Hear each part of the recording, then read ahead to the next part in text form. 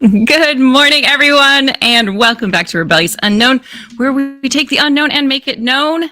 Sarah the kitten is crazy right now. I'm just going to warn you. She's already knocked down the light once, so it's going to be an interesting morning. So you might see her racing around behind me, but how are you all? So nice to see you here. Let's just say a quick hi to everybody who is here so far. Hellfire Studios, hey, how are you?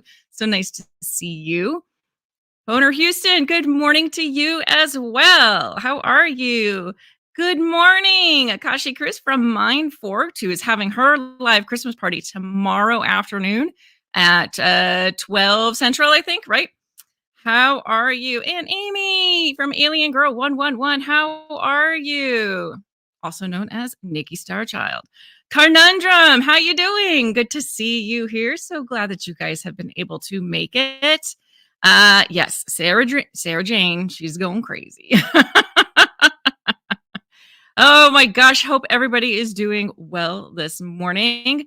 Okay, so we were here to watch the future of arms control and deterrence hearing, but it has been postponed. Awesome. Kind of thought it might be. I wasn't sure, but maybe. Oh, and Mr. Dave Hurley, the voice of an angel himself, is here with us. Hey. So he is here. He is watching Lulu. Thank you so much, Dave. Having a good day so far.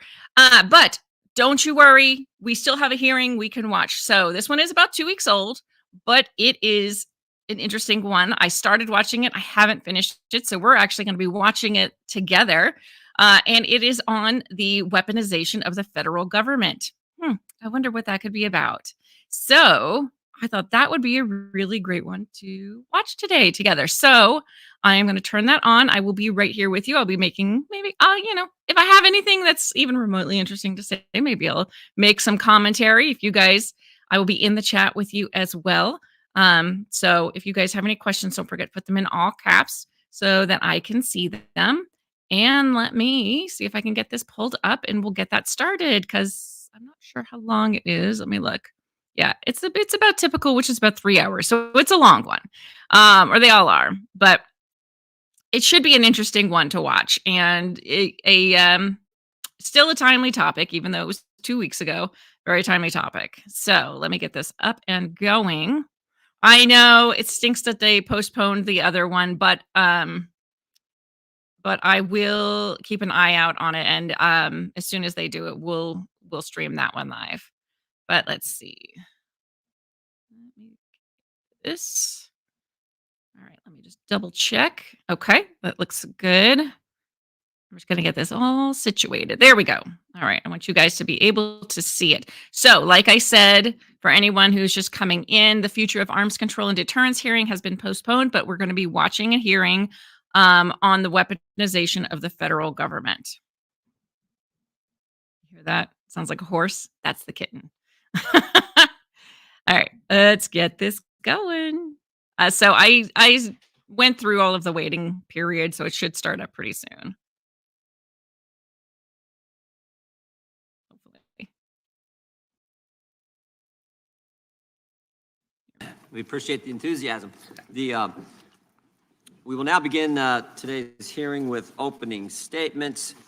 Start with the chair. One of the most egregious forms of the weaponization that this subcommittee has worked to expose is the coercion of social media companies by the federal government. And we wouldn't know anything that we know today. We wouldn't have learned and had the reports we've had without the work of Matt Taibbi, Michael Schellenberger, Barry Weiss, and other journalists who wrote the Twitter files and first exposed these efforts. Their important work was first made possible because of Elon Musk's purchase of Twitter and his commitment to free speech. The path for getting this information, path for getting this information out has not been easy. Finding the truth never is. Instead, we were obstructed at almost every turn, and many of the people who sought to help us expose the censorship industrial complex, as Mr. Taibbi and Mr. Schellenberger have, I think, appropriately labeled it, have been targeted. On December 10th of 2022, after the first Twitter files came out, Mr. Musk tweeted that Twitter is, quote, that Twitter is both a social media company and a crime scene.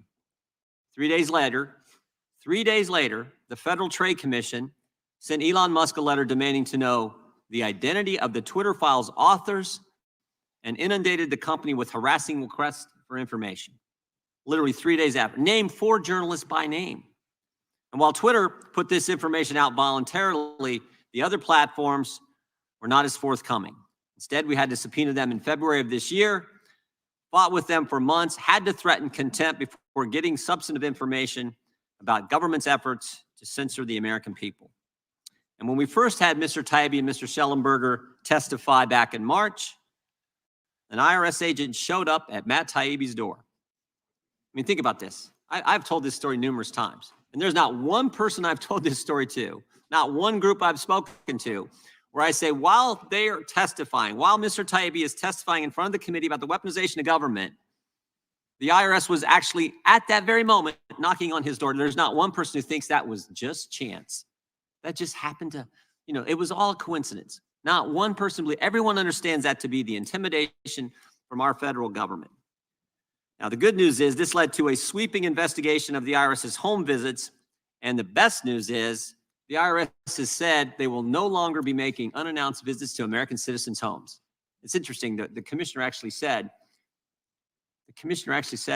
we are doing this to protect for the security of our agents. Baloney, they're doing it because we caught them. And we made an issue of it. And the American people understand that that is wrong. This subcommittee's work has also included putting out reports showing how CISA went from a cybersecurity agency into the disinformation police, and how the FBI coordinated with a compromised Ukrainian intelligence agency, that actually happened, to censor Americans. We were also able to expose how the other platforms were pressured to change their behavior. Documents we obtained from Facebook show that the company felt threatened by the White House directly and changed its behavior for fear of retribution.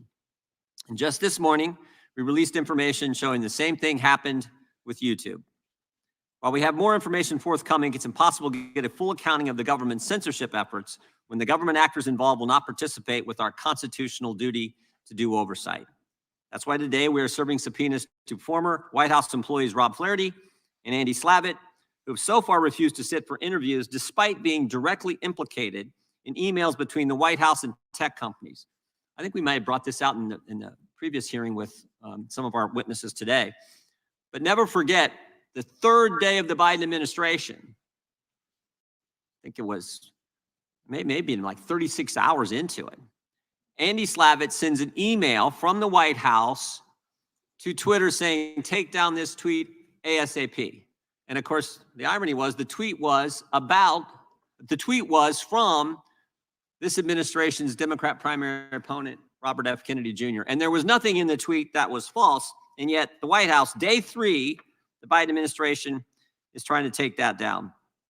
So we've sent subpoenas to those 2 individuals and hope that we will have them in front of our committee real soon. I want to thank our witnesses for appearing before us today and helping us to continue our work in exposing government censorship, in exposing what 2 of our witnesses have called, as I said earlier, the censorship industrial complex. This marriage of big government, big tech, and as we found out with some of our work, big academia involved in attacking American citizens' First Amendment liberties. We appreciate you all being here. We will introduce you here in a few minutes, but I now yield to the ranking member for an opening statement. Thank you, Mr. Chairman. First, may I ask unanimous consent that the gentlewoman from Pennsylvania, Ms. Dean, a member of the full committee, be permitted to sit on the dais. She's not going to ask any questions. Without objection. Thank you very much. Good day to everyone. Every day, the American people share with members of Congress, social media friends, family, and anyone who will listen that they live largely in fear for their future. When I scroll through my social media feeds, I see people worried they don't have job opportunities or job security the generation before them had, worried they don't have time, resources, or support to take care of sick parents or disabled relatives, worried they won't be able to afford to buy a home to call their own, worried they will not be able to see their kids, send their children to college, or simply provide for their children the way they were provided for. I see Americans are concerned. I see parents concerned that schools are becoming unsafe for their children. I see Americans are concerned that rights are being taken away. Americans concerned that their vote might be discounted or may not even be able to cast a vote. In the discussion of the weaponization of the federal government, the majority has acknowledged the fact, in this discussion of the weaponization of government, one of the things that I've requested that we look into is the IRS audits of working class people and people of color, which are far, far at a higher rate than millionaires and billionaires, or a discussion in a hearing of actions by the former President Donald Trump and what he has said he will do to weaponize our government if reelected. However, we're not having a hearing about those topics. We're not having discussions. Congress is not engaged in making any headway on those things that Americans are most concerned with. Today, we're having a hearing with witnesses on the Republican side, two of whom we've already heard from. In fact, this is the second hearing where Republicans have brought out repeat witnesses, the second hearing in a row. In preparation for the 2024 presidential election, Republicans on this committee want to entrench their theory of social media censorship, their unfounded accusation that social media companies are colluding with the government to censor conservative voices. There's no evidence of this collusion, and in fact, this committee has heard closed-door testimony from 29 witnesses who have said on the record, government, as well as social media individuals, that the alleged collusion and supposed censorship claimed by the committee Republicans has not taken place. But Republicans won't release that testimony, and they are not being honest with the American people. Because as they ramp up their own misinformation campaign before the 2024 election, they need free rein to elevate hate, to engage in voter suppression online, in addition to their normal in-person voter suppression tactics. This hearing suits political purposes. Republicans are holding the same hearing all over again for one simple reason. They want to distract from the actual threat of the weaponization of government on the American people. That is Donald Trump. In the past few months, Trump has said that he would reinstate the Muslim travel ban. In fact, his exact words were, "When I return to office, the travel ban is coming back even bigger than before and stronger than before." He has vowed to use the Department of Justice to investigate his political enemies. He has said that those who oppose him should be executed for treason. He has called his political opponents cockroaches, vermin, said that immigrants are poisoning American society.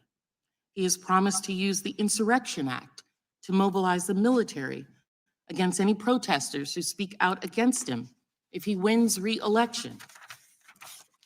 Those do not resonate as plans of a democratic leader.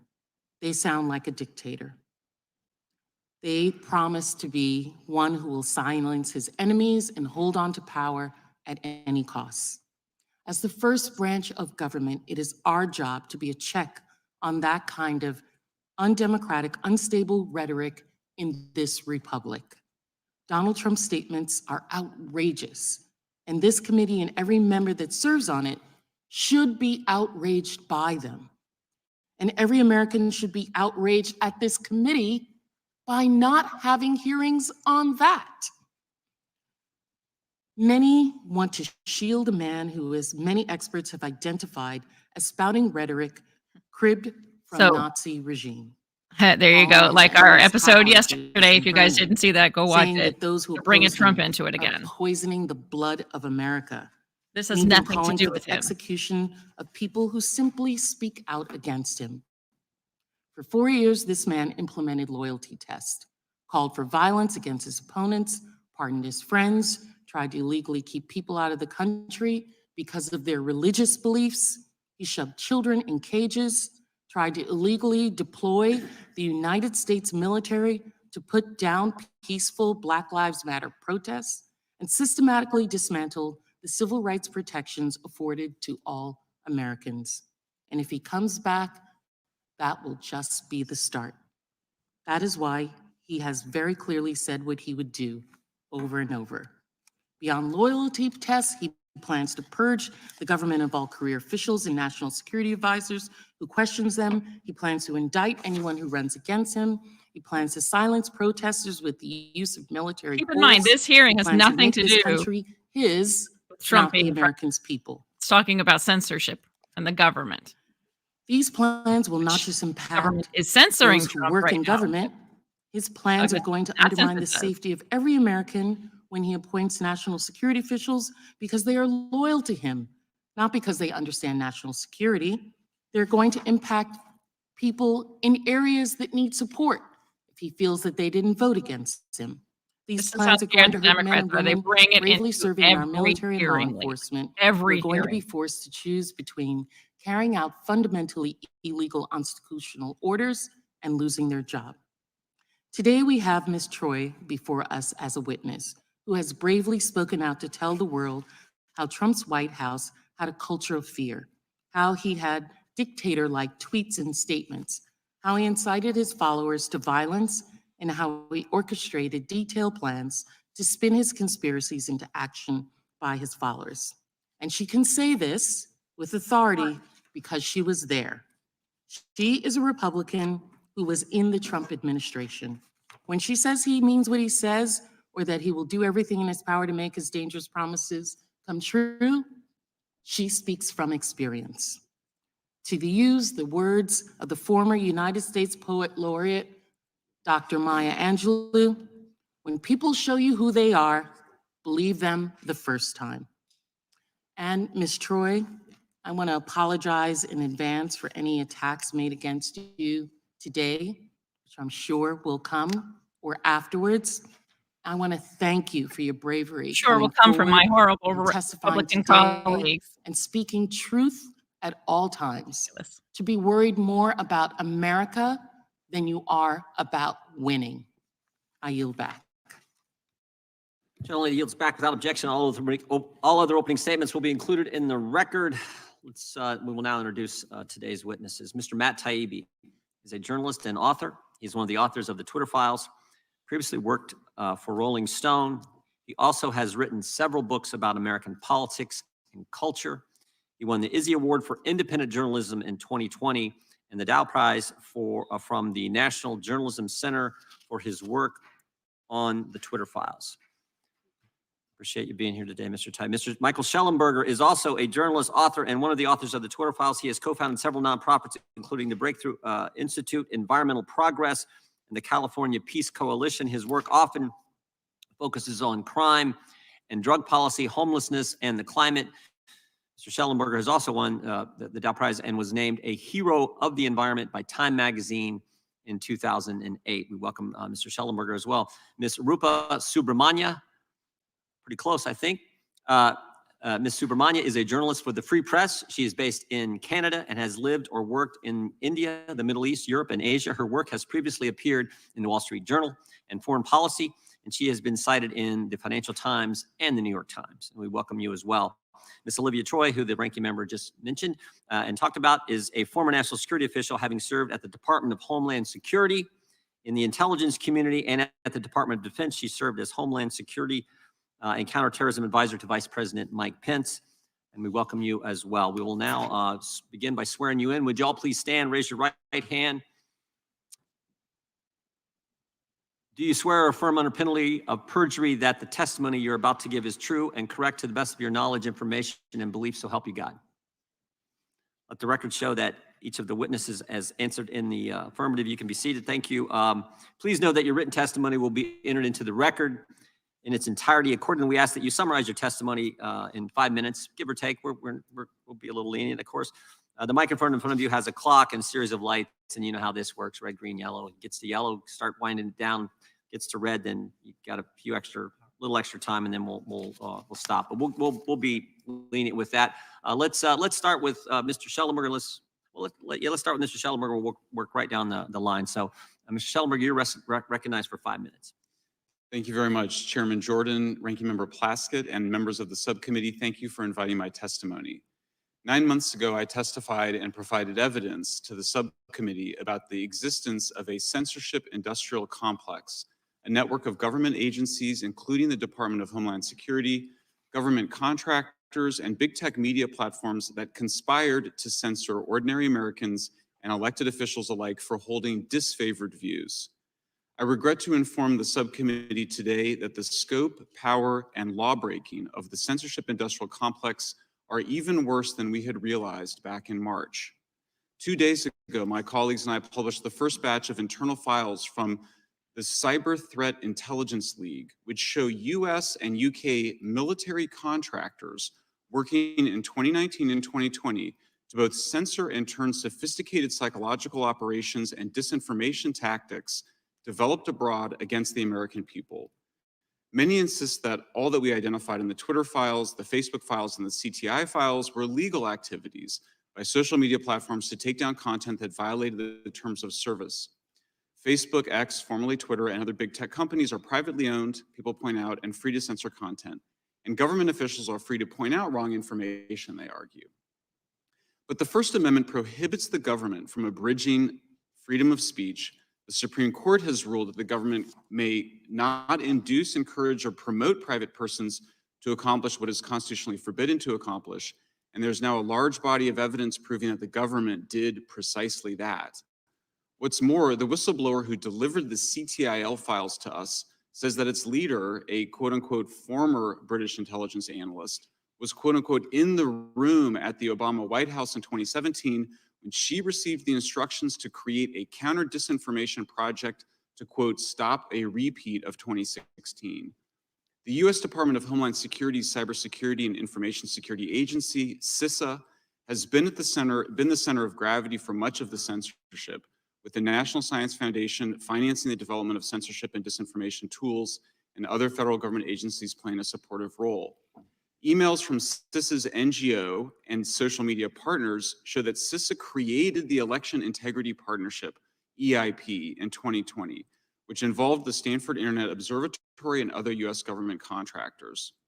EIP and its successor, the Virality Project, urged Twitter, Facebook, and other platforms to censor social media posts by ordinary citizens and elected officials alike. EIP reported that they had a 75% response rate from the platforms and that 35% of the URLs that they reported were either removed, labeled, or throttled or soft blocked. In 2020, the Department of Homeland Security, CISA, violated the First Amendment and interfered in the election, while in 2021, CISA and the White House violated the First Amendment and undermined America's response to the COVID pandemic by demanding that Facebook and Twitter censor content that Facebook itself said was quote unquote often true, including about vaccine side effects. All of this is profoundly un-American. One's commitment to free speech means nothing if it does not extend to your political enemies. In his essential new book, Liar in a Crowded Theater, Jeff Kosef, a law professor at the United States Naval Academy, shows that the widespread view that the government can censor false speech and/or speech that quote unquote causes harm is mostly wrong. The Supreme Court has allowed very few constraints on speech. For example, the test of incitement to violence remains its immediacy. I encourage Congress to defund and dismantle the government organizations involved in censorship.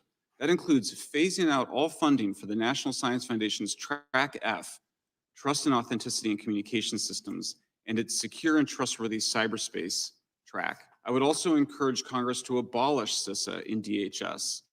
Short of taking those steps, I would encourage significant guardrails and oversight to prevent such censorship from happening again. In particular, it's very easy to see the line in CISA. They say they're covering physical security, cybersecurity, but they added a third one, cognitive security, which is basically attempting to control the information environment and how people think about the world, including the stories that they tell. Finally, I would encourage Congress to consider making Section 230 liability protections contingent upon social media platforms known in the law as interactive computer services to allow adult users to moderate our own legal content through filters that we choose and whose algorithms are transparent to all of us. I would encourage Congress to prohibit government officials from asking the platforms to remove content, which the Supreme Court may or may not rule unconstitutional next year when it decides on the Missouri v. Biden case, Should the court somehow decide that the government requests for censorship are constitutional, then I would urge Congress to require such requests to be reported publicly, instantaneously, so that such censorship demands occur in plain sight. Thank you very much for hearing my testimony. Keep in mind Thank that you, Mr. Shellmer. Mr. Titan, while you're they're waiting recognized for 5 to minutes. hear Make the sure you get the Missouri mic on versus there. Biden case, the government is still able to censor Hit the your mic tweet. there if you could. Just hit the button there. There we go. Right, sorry about that. Thank you, Chairman Jordan, Ranking Member Plaskett, and members of the committee for giving us the opportunity to speak today. Exactly 1 year ago today, I had my first look at the documents that came to be known as the Twitter files. We've learned a lot since then. When Michael and I testified before the good people of this committee in March, we both talked about how this isn't a partisan issue at all, despite the fact that it's been repeatedly described as a right-wing conspiracy theory or a right-wing fantasy. We found evidence of suppression of movements on both sides, including leftist movements like the Yellow Vests, parties like the Green Party, organizations like Consortium Magazine. Just this week, Michael and I reported on the group that he talked about, the CTI League, and in those documents, we found evidence of monitoring groups like the Democratic Socialists of America, hashtags like Healthcare for All. The nature of censorship programs is that they tend to expand in all directions, and these programs already have. As someone who voted for Democrats his whole life and who got his ideas about speech issues from people like Senator Frank Church, Paul Wellstone, Dennis Kucinich, I believe also that there's a less obvious but more important reason that people across the spectrum should care about this issue. And the former executive director of the ACLU, Ira Glasser, once explained to a group of students why he didn't support hate speech codes on campuses. The problem, he said, wasn't the speech. The problem was, quote, who gets to decide what's hateful? Who gets to decide what to ban? Because, quote, most of the time, it ain't you. The story that came out in the Twitter files, and for which more evidence surfaced in both the Missouri v. Biden lawsuit and this committee's Facebook files releases and in the CTI League documents, they all speak directly to Ira Glasser's concerns. There's been a dramatic shift in attitudes about speech in this country, and many politicians now clearly believe the bulk of Americans can't be trusted to digest information on their own. This mindset imagines that if we see one clip from RT, we'll stop being patriots, that once exposed to hate speech, we'll become bigots ourselves automatically, that if we read even one Donald Trump tweet, we'll become insurrectionists. Having come to this conclusion, the government agencies like the DHS and the FBI and the quasi-private agencies who do anti-disinformation work have taken upon themselves the paternalistic responsibility to sort out for us what is and is not safe. While they see great danger in allowing others to read controversial material, it's taken for granted that they themselves will be immune to the dangers of speech.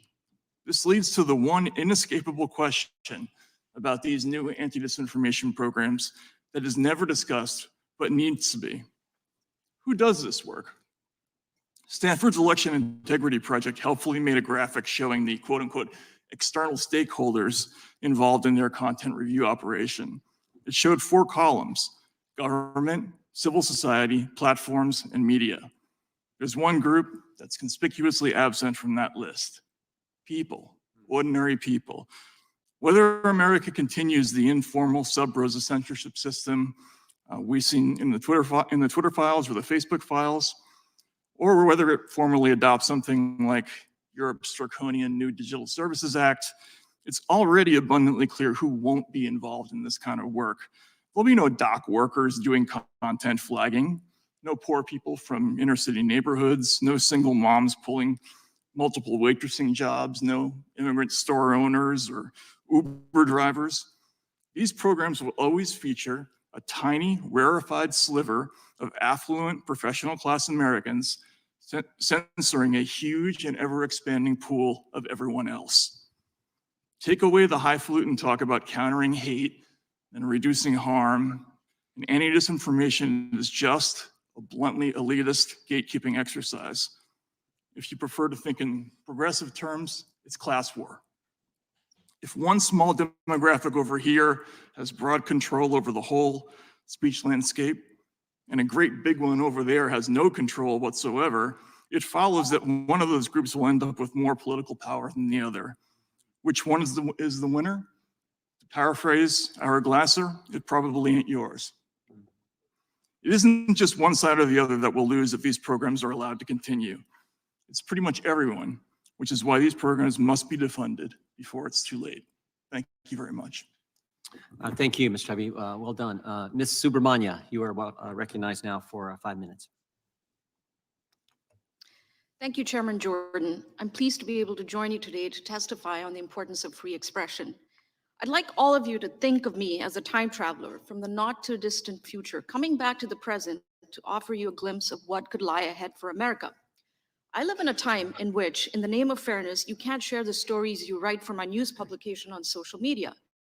I live in a time in which, in the name of the common good, you can be kicked out of your bank and online payment system simply for expressing the wrong political views. I live in a time in which, in the name of social justice, you can commit a serious crime but get a more lenient sentence if you happen to be the right skin color. I live in a time in which, in the name of safety, you can be arrested for exercising your right to peaceful protest if you happen to be protesting the wrong thing. Of course, I'm not a real time traveler. I just live in Canada. Americans, and perhaps those in this chamber, surely think Canadians are too nice, we're too polite to embrace this sort of proto-authoritarianism. But it's more accurate to say that our niceness made us susceptible to the new authoritarianism, undermining the foundations of our liberal democracy. If it sounds like I'm overstating things, allow me to share 3 stories that illustrate this creeping authoritarianism. First, a few months ago, I reported a story from my publication, The Free Press, about a high school principal in Toronto who had been humiliated in front of his colleagues by a DEI consultant. The principal's crime, besides being white and male, was that he objected to the consultant's assertion that Canada is a less just society than America. The humiliation he experienced ultimately led him to commit suicide. I wanted to share that story on Facebook. When I tried to, I was barred from posting it. I received a message that stated, in response to Canadian government legislation, news content can't be shared. I was confused. Then I remembered the recently adopted Online News Act. The law forces social media companies to pay online media companies to link to their content. Facebook, instead of paying for that content, barred its users from posting it. Government officials insist that this was only a matter of fairness, a way of making sure that media companies are compensated for the news they report. But really, this new law props up legacy media dinosaurs like the Canadian Broadcasting Corporation, Bell Media, and other companies, which are subsidized by the federal government, and all of which can be counted on to echo Justin Trudeau's worldview and toe the party line. Not being able to post was annoying, but it wasn't the end of the world for me. I don't depend on Facebook for my income. The same cannot be said of Christopher Curtis, which brings me to my second story. Chris is a 38-year-old renegade journalist entrepreneur in Montreal who runs a digital newsletter called The Rover. He calls himself woke. You might think that he's exactly the kind of journalist the Trudeau government would elevate. He's on the political left. He publishes stories about the plight of the homeless and police brutality. The problem is that, unlike government-funded news companies, independent media companies are truly independent, which means they report stories that don't comport with whatever the government wants them to report. For example, in September 2020, The Rover reported a story on federal mistreatment of Mohawk Indians. This month, it published a story about migrant workers who had been abused and trafficked with the unwitting help of the federal government. But under this new law, The Rover can't build its audience. Unable to post content on Facebook or Instagram, the newsletter can't reach new subscribers. It cannot grow its subscriber base. This is a slow death, says Chris. For now, he's unsure how he's going to support his partner and their 3-year-old daughter. He's thinking of going back into construction, which takes me to my third story. Danny Bulford, now 41, used to be an officer in the Royal Canadian Mounted Police, the equivalent of the FBI. For years, he was a sniper in the Prime Minister's protective detail. Then in 2021, Danny quit because he didn't want to get his COVID vaccination. In early 2022, truckers descended on Ottawa to protest new COVID vaccine requirements. Danny joined them. The government declared a state of emergency. Danny, like many demonstrators, was arrested and later released without charge. Then something chilling happened. On February 17, 2022, Danny logs into his bank accounts, starting with his checking and savings accounts at the CIBC, but instead of seeing his balance, he had about $100,000 in there. The only thing he saw was a dash. Then he logs onto Scotiabank to see about an additional checking account. Once again, there was no sign of any money in his account. Finally logs into the Royal Bank of Canada, which handles his MasterCard account, and he was told he had no access to any credit. Danny's wife was also unable to access any of these accounts. Suddenly, they were worrying about how to cover their next mortgage payments and how to feed their 3 kids. That is what it means to be debanked. Debanking has been one of the Trudeau government's weapon of choice. Since 2018, it has frozen the accounts of more than 800 Canadians who did things it didn't approve of, including those of 280 who took part in the truckers' protest, which the government regarded as illegitimate. Soon after, Danny moved his money out of the big banks and into local credit unions, hoping it would be safer there. The worst part of this, Danny told me, is not believing in the country I spent my career serving. It's this feeling that we're being watched, torn apart, made to feel like the much hated other in our own country. Canada was once a bastion of free expression, but now not so much. Consider that at the same time the government and its corporate allies are curbing the free expression of truckers and journalists, the government is defending the rights of pro-Palestinian demonstrators, many of whom traffic in what can only be called anti-Semitism. Think about that. Vaccine skepticism, not okay. Peddling medieval blood libel legends about Jews, okay. I'm all for protecting free speech. I'm from the free press. I just want that protection applied fairly. I also want to be clear, these are just a handful of hundreds of stories I could have picked. What is happening in Canada is a gradual suffocation of free expression. It is draped in a cloak of niceness, inclusivity, and justice, but it is regressive, authoritarian, and illiberal. I came here today not simply to warn you about what lies ahead, but to plead with you to do something about it. Now is not the time to be polite. Now is the time to defend loudly the liberties and rights that have given us the greatest freedoms in human history. Across the world right now, governments, in the name of the good, are considering or adopting measures like we have in Canada. Look at Dublin. They're about to enact a draconian hate crime bill that poses a dire threat to free speech. In Paris, President Emmanuel Macron has called for censoring online speech. This is to say nothing of Russia, China, and Iran. America is so exceptional, indispensable, really. Please do not succumb to the same illiberalism, authoritarianism. Please keep fighting for what you know is right. Canada is watching. The world is watching. Thank you. Well said. Thank you. Very well said. Ms. Troy, you're recognized for 5 minutes, and we'll give you a little extra if you need it. Chairman Jordan, Ranking Member Plaskett, and members of the committee. Thank you for the opportunity to testify today. The threat of weaponization of the federal government is a serious topic that requires sober analysis. Unfortunately, what we see here today and what we have seen from this committee over the past year is instead a politically motivated fantasy detached from reality. Members of this committee and their witnesses make grand and vague accusations about government censorship, but those foggy allegations are refuted by the facts that private social media companies moderating content on their own private platforms is not government censorship. It is those private companies exercising their own First Amendment rights to rid their platforms of misinformation. In my experience as a national security official, the federal government strictly adhered to the First Amendment by advising and assisting social media platforms in combating misinformation, while the ultimate decision about what action, if any, to take rested solely with the platforms themselves. I know what real weaponization of the federal government looks like because I've seen it with my own eyes. I worked in the Trump White House, where I served as Homeland Security and Counterterrorism Advisor to Vice President Mike Pence. On numerous occasions, I witnessed President Trump and his allies attempt to use the powers of the presidency to further his private political agenda at the expense of the American people. Trump administration officials attempted to manipulate intelligence assessments to support its ban on nationals from Muslim countries entering the United States. They delayed natural disaster aid to blue states who had not supported President Trump's election. In the early days of the pandemic, they resisted sending federal assistance to New York as thousands of innocent Americans suffered. Instead of continuing to spread conspiracy theories about government censorship, this committee should instead focus on the very real and very dangerous threat posed by the leading Republican candidate openly threatening to use every lever of presidential power against his political opponents if he returns to the White House. Former President Trump has promised, quote, retribution against those who have wronged and betrayed him and his political movement.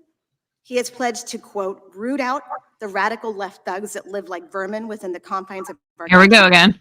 Trump has called the press the enemy of the people and has vowed to, quote, come down hard on MSNBC and make them pay, quote, for its critical coverage of him. He has promised to, quote, arrest his political opponents, saying he would have no choice, lock them up. He has said that his own chairman of the Joint Chiefs of Staff committed treason, and that, quote, in times gone by, the punishment would have been death.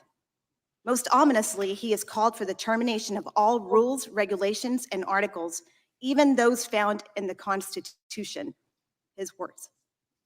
As a lifelong Republican, I have dedicated my entire career to protecting Americans from terrorist attacks, regardless of their partisan affiliation. Former President Trump's menacing promise to wield the powers of government as a weapon against his political adversaries poses a grave threat to the rule of law in the United States of America. The American people deserve that their representatives in Congress see that threat and speak to it honestly, instead of the political theater we see here today.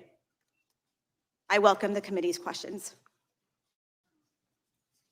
Thank you, Ms. Troy. We will now go to 5-minute questions from the members. We will start with the gentleman from California, Mr. Issa. You're recognized for 5 minutes. Thank you, and I want to note the appearance of President Trump by the ranking member and by one witness. Today is not about President Trump. Thank you. The actions that occurred during his administration are available for everyone to look at. Our witnesses today are asking and answering effectively questions about the effects of suppression of free speech. And as a father of a Canadian daughter-in-law, I want to thank you for making people understand that that well-liked, nice country to our north can also make the kinds of mistakes that we seem to be making. So one of the questions that I have is, two of you have been here before, and I think it's important to ask. You mentioned some of the current activities as you continue to monitor it, and you particularly mentioned the protest and the activities related to Israel's attempt to get back its hostages. Can you elaborate on some of the specifics that you think you see here in the way of either suppression or amplification? Is there any evidence that we're continuing to see, if you will, a bias that social media doesn't have a problem reporting one side, but does have a problem reporting the other side? I know it's a tough question. Yeah. I mean, we've certainly, I mean, I think we've all seen calls for, I mean, I think to Matt's point that this is not a partisan issue, that we should all, that the test of your commitment to free speech is that you would like to see the speech that you really despise protected and that you would defend it. And I think we've seen calls for censoring pro-Palestine, pro-Hamas speech and have been disturbed by that. And Rupa has described that. And we've also seen calls for censorship of the other side. We've seen misinformation spread on all sides. So I think that what you're hearing from us is a general call that everybody needs to just calm down and remember that this country's greatness is really founded on that protection for that kind of, that protection of speech that we all might consider to be hateful. I always remind people that, you know, some of the most important court decisions by the Supreme Court were protecting the speech of neo-Nazis in the Brandenburg decision, in the decision in Skokie.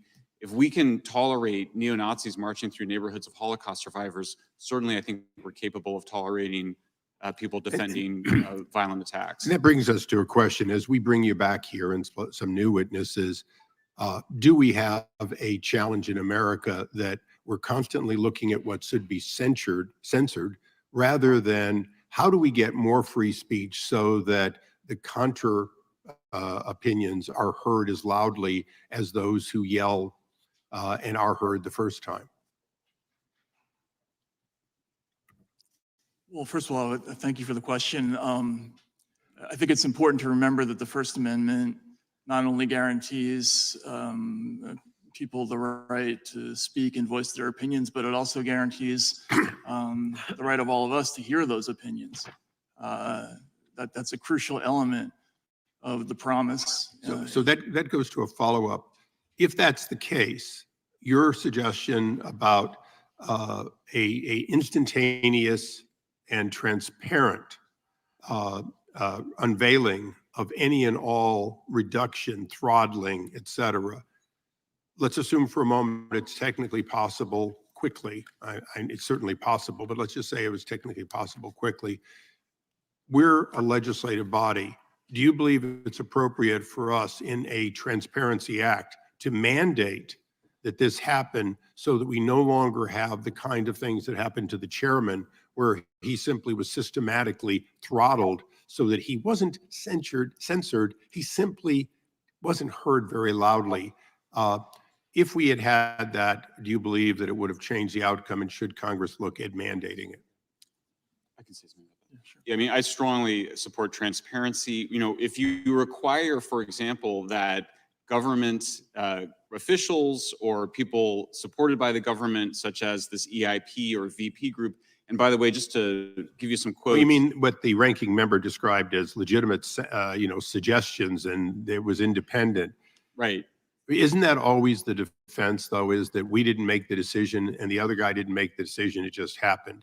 Right. I'm down to just a few seconds, and I do want to thank our Canadian for pointing out that we are but one step away from defunding here in the United States bank accounts. This administration has returned, so you understand, in the United States to making sure that people selling products or involved in activities that they don't want fail to have access. And that is another form of censorship that, I'm sorry it's gone so far in Canada, but trust me, it's underway in this country. Mr. Chairman, I thank you, and I thank both of you. Sorry to cut you off. I yield back.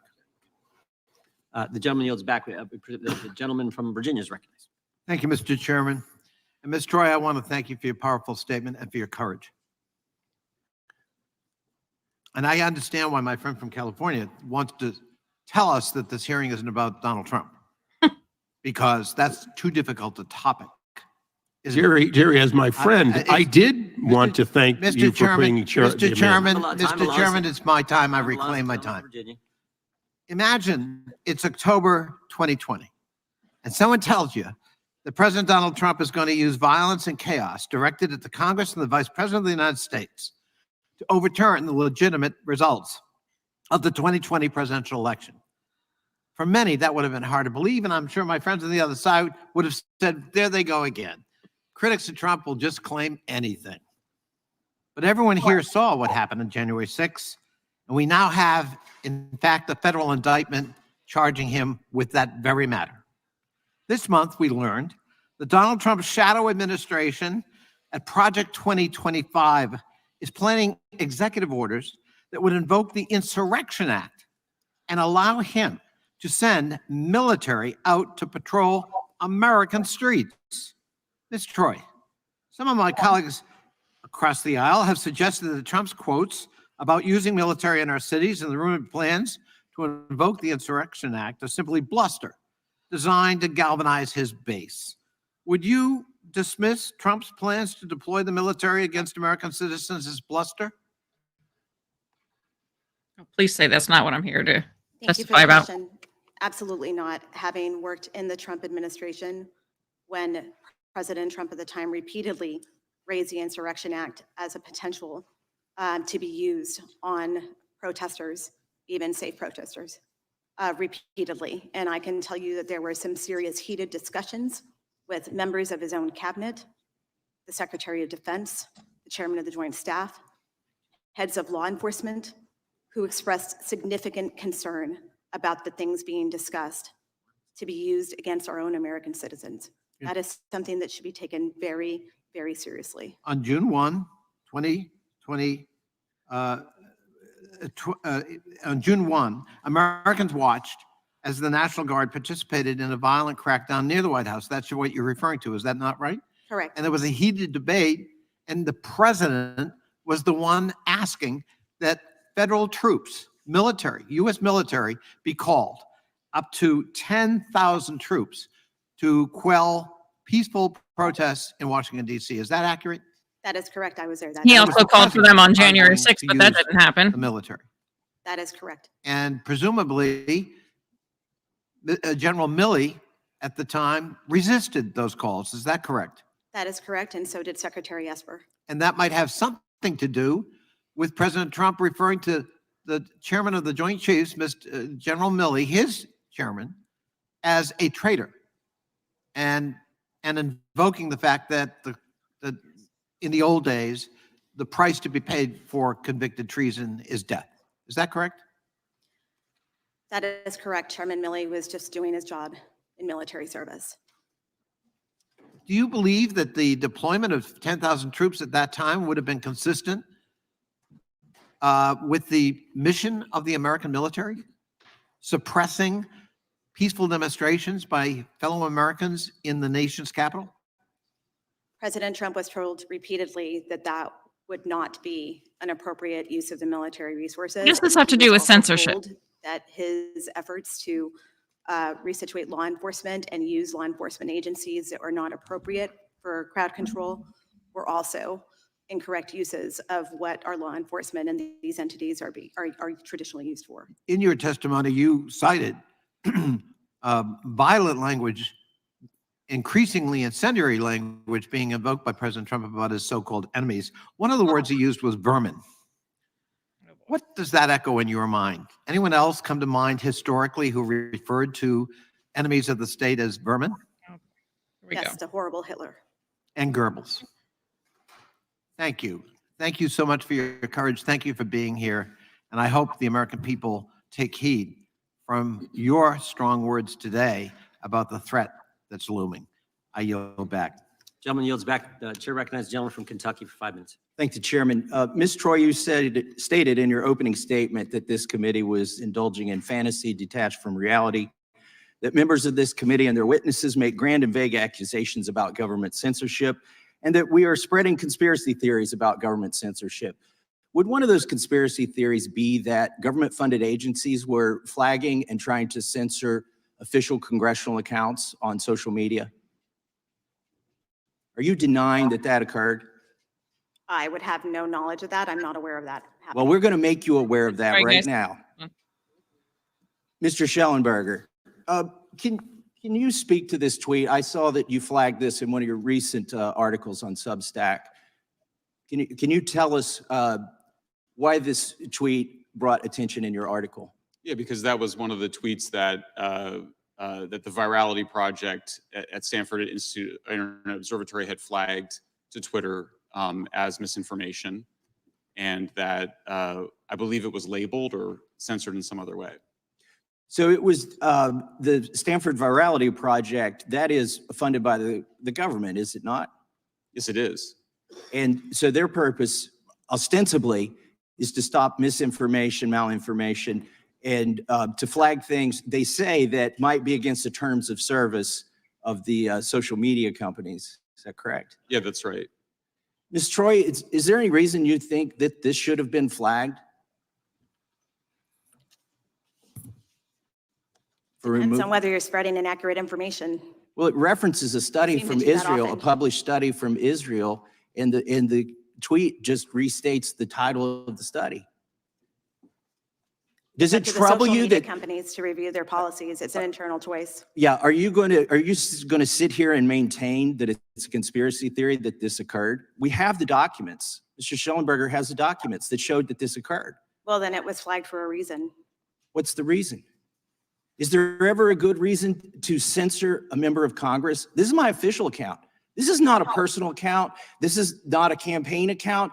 This is my communication with my constituents. By the way, I bring this up not to claim that members of Congress have more right to free speech than the general public. In fact, I don't even think the press or the media has more rights to the First Amendment than the general public. The general public has the same rights that we have. And I bring this up to show, number one, that your testimony is false. But number two, if they can do this to a member of Congress's official account, they can do it to anybody. Mm-hmm. Now I want to move on to the origins of these programs. Mr. Schellenberger, can you tell us about the Cyber Threat Intelligence League? Was this just a group of vigilantes, concerned citizens, or was it in any way connected to the government? And what did they endeavor to do? Yeah, this was so. First of all, it's a pretty ludicrous founding, which was that this is a group of, it was Israeli, so-called former Israeli intelligence, former British intelligence, also working at Microsoft, and others who basically said, we're going to volunteer our services. These are some of the world's greatest so-called cybersecurity professionals, volunteering their services to multi-billion-dollar hospital and healthcare organizations whose own IT organizations spend millions of dollars a year on cybersecurity, supposedly volunteering this. This was the premise of the whole thing. It then created this third part that I mentioned. They had physical security, cybersecurity, they added cognitive security, and the people that did that were 2 UK and US military contractors. This was one of the most sophisticated disinformation operations that I've ever seen. I've been involved in progressive causes for over 30 years. I've never seen anything so organized, anything that was so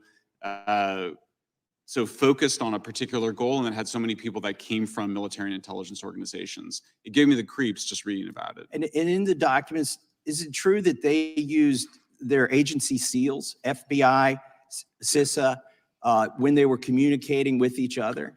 That's right, and the whistleblower provided screenshots of Slack conversations that included officials from DHS, Facebook, and the CTIL League. So it would be hard for somebody to claim that these folks weren't agents of the government or acting in coordination with the government or using things that they learned in their government. Were some of them still employed by the U.S. government when they were undertaking this? Yes, Pablo Brewer was working for the U.S. Navy at the time, and many of the others were claiming to be volunteering their time even while working their day jobs for the government. I thank you, Mr. Chairman. I yield back. Gentleman yields back. Gentleman from Massachusetts recognized for 5. Thank you, Mr. Chairman. Mr. Chairman, there's a term in behavioral science called the weaponization of incompetence. That is, it refers to the tactic of employing deliberate or feigned ineptitude or stupidity in order to avoid an unwanted task or responsibility. And I dare say that is what the Republican leadership is involved in this committee. This is the last hearing, even though this subcommittee was launched with great fanfare. We have not had a hearing in this subcommittee, this select subcommittee, since July. And not only has so much time passed, but at today's hearing, we bring back the same 2 witnesses that we heard back in July. Actually, Mr. Schellenberger mentioned 9 months ago that he had been here. And so I'm just cognizant of the fact that this is an investigation of the federal government, right? The federal government. That's who we're supposed to be investigating. We have 4.3 million federal employees. We have 2 million retirees, all of whom would be available to come here and testify about their experience for these allegations of weaponization of the federal government. And yet we bring back the same 2 witnesses we had many months ago, and we bring back, by her own description, a time traveler from Canada. I love Canada, by the way. And if this was a hearing on the Canadian government, I would have Canadians lined up out in the hallway, ready to testify. But the only witness here that actually experienced in the federal government and could testify to that is Ms. Troy, and I'm very thankful for her testimony. You know, I'm old enough to remember Republicans who knew what they were doing, and I miss them. I'm old enough to remember a Republican president who stood up to Russian dictators, not suck up to Russian dictators. American presidents, Republicans who told Mr. Gorbachev, take down this wall, stood up for democracy, defended our democratic allies in Europe, didn't look for excuses that, well, the money's not in the budget, so we can't defend Europe. And that's what I see here today. Mr. Troy, the effect of incompetence in government at extreme levels, is that not itself a threat to national security? Yes, it absolutely is. So in our government, we recently spent 22 days without a Speaker of the House due to infighting, and we went through multiple candidates. It was like an episode of one of those reality shows. We had another candidate, and the only reason the recent Speaker got elected is because he had the distinct quality that no one really knew him. And so he was chosen as our next Speaker. And the litmus test was whether or not the next Speaker was subservient enough and adherent enough to the former president who runs the Republican Party out of Mar-a-Lago. But that's not all. In June, the House Republican leadership brought us to the verge of a catastrophic default on our national debt, one that leading economists warned would be a first in American history and undermine the full faith and credit of the United States government and lead to a global economic meltdown. So now we're facing a war in Europe, a war in the Middle East.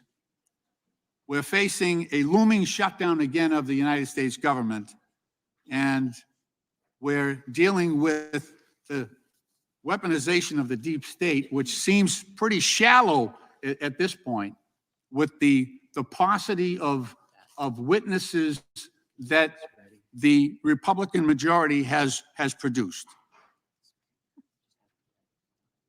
I hope at some point we get back to the business that America here that sent us here to do.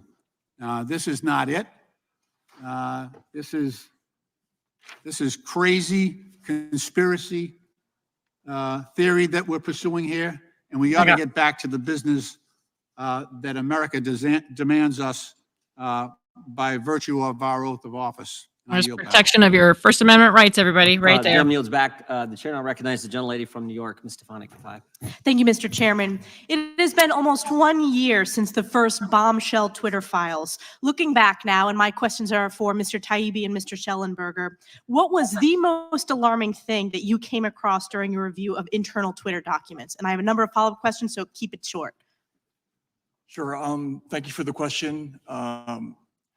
I think the most alarming thing that we saw was the regular stream, organized stream of communication between the FBI, the Department of Homeland Security, and the largest tech companies in the country. They had an organized system for flagging content, not occasionally, but in enormous numbers, involving spreadsheets of accounts that ran to the hundreds and thousands. And this was shocking to us, and to the congressman's point, this isn't crazy conspiracy theory. We've already had 4 federal judges rule that they believe this activity violates the First Amendment. This is quite serious. We didn't know whether it was against the law, but we certainly thought it was shocking enough to be in the public interest, and that for me was the most serious thing. Yeah, for me, it was seeing the so-called former FBI officials within Twitter and working with a variety and other groups, including this Aspen Institute, participate in an effort to so-called pre-bunk the Hunter Biden laptop before it was ever published in the New York Post, and then to get it censored by Twitter in violation of Twitter's own terms of service, whose internal staff had concluded that the New York Post tweet had not violated their terms of service, and they censored it anyway. Mr. Schellenberg, I want to ask you further that revolving door between the FBI and Twitter, and I also want to ask about those third-party, essentially government proxies. You referenced the Aspen Institute. Can you delve deeper into both of those questions, both of those topics? Sure. It was the former general counsel of the FBI, Jim Baker, and the former deputy director of the FBI had both taken jobs at Twitter. There were so many FBI people at Twitter that they had their own internal group and their own little crib sheet to describe the difference between the terms that they use at the FBI versus at Twitter. CIA had it as well. Yeah, CIA as well had their own little internal group. And I'm sorry, what was the second question? The third-party proxies. Oh, yeah. Well, then the Aspen Institute, this was the weirdest thing. We discovered that Aspen Institute had created a workshop that was attended by basically all of the major media, including as well as all the major social media platforms, to basically pre-bunk in advance the Hunter Biden laptop, even though it had not been, there was no evidence that it existed outside of the fact that the FBI knew that they had it because they got it in December 2019. So to have the Aspen Institute trying to persuade people not to cover the Hunter Biden laptop story in August and September of 2020 was quite chilling and disturbing to see. These content moderators at social media platforms like Twitter wield an enormous amount of power in terms of determining not only what Americans can say, but also what Americans can see. Do you believe, Mr. Taibbi and Mr. Schellenberg, that it's appropriate for unelected bureaucrats or these tech companies to collude to influence what Americans can say or read?